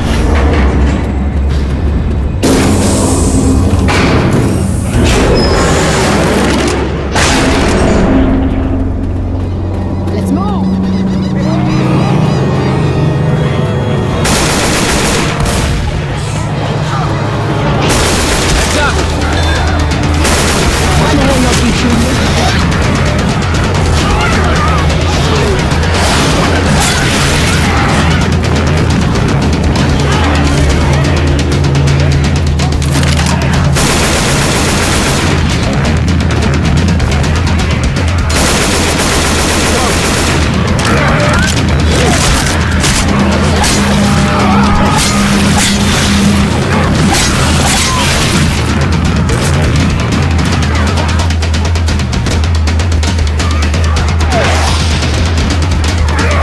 Throwing a pipe bomb.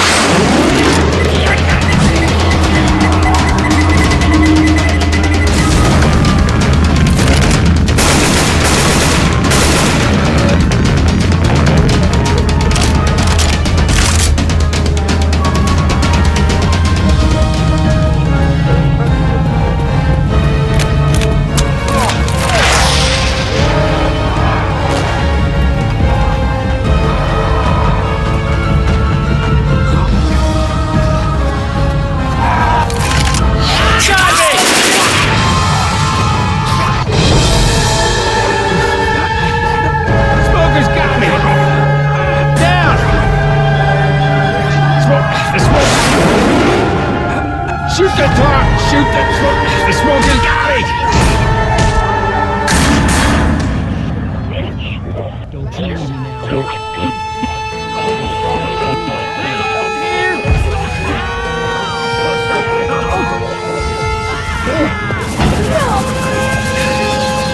Reloading!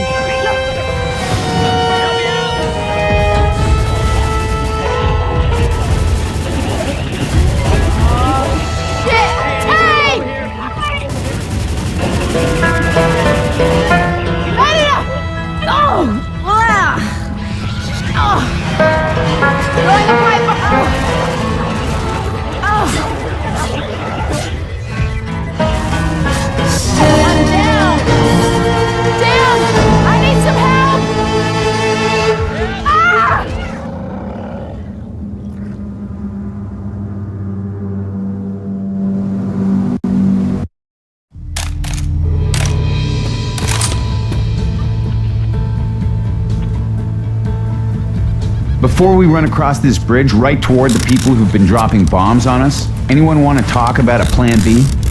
No. Rescue 7, this is Papa Gator. Over. This is Rescue 7, over. Rescue 7, what is your repair status? Over. Oh, yeah. Copy that. All left. Rescue 7. That's coming from the bridge. Bridge. Who is this? Hey, there are 4 of us on the bridge. Bridge. Are you immune? We are not infected. You heard the man. Let's get across the goddamn bridge. Hey, fire's coming.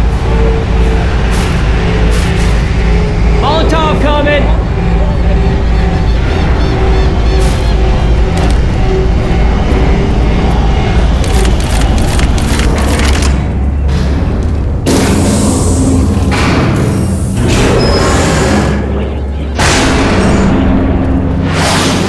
Let's move!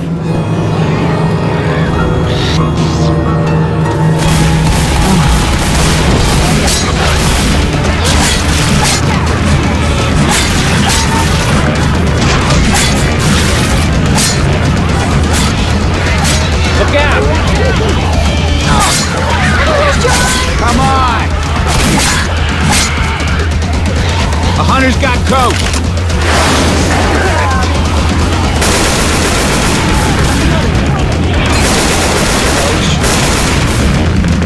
Reloading.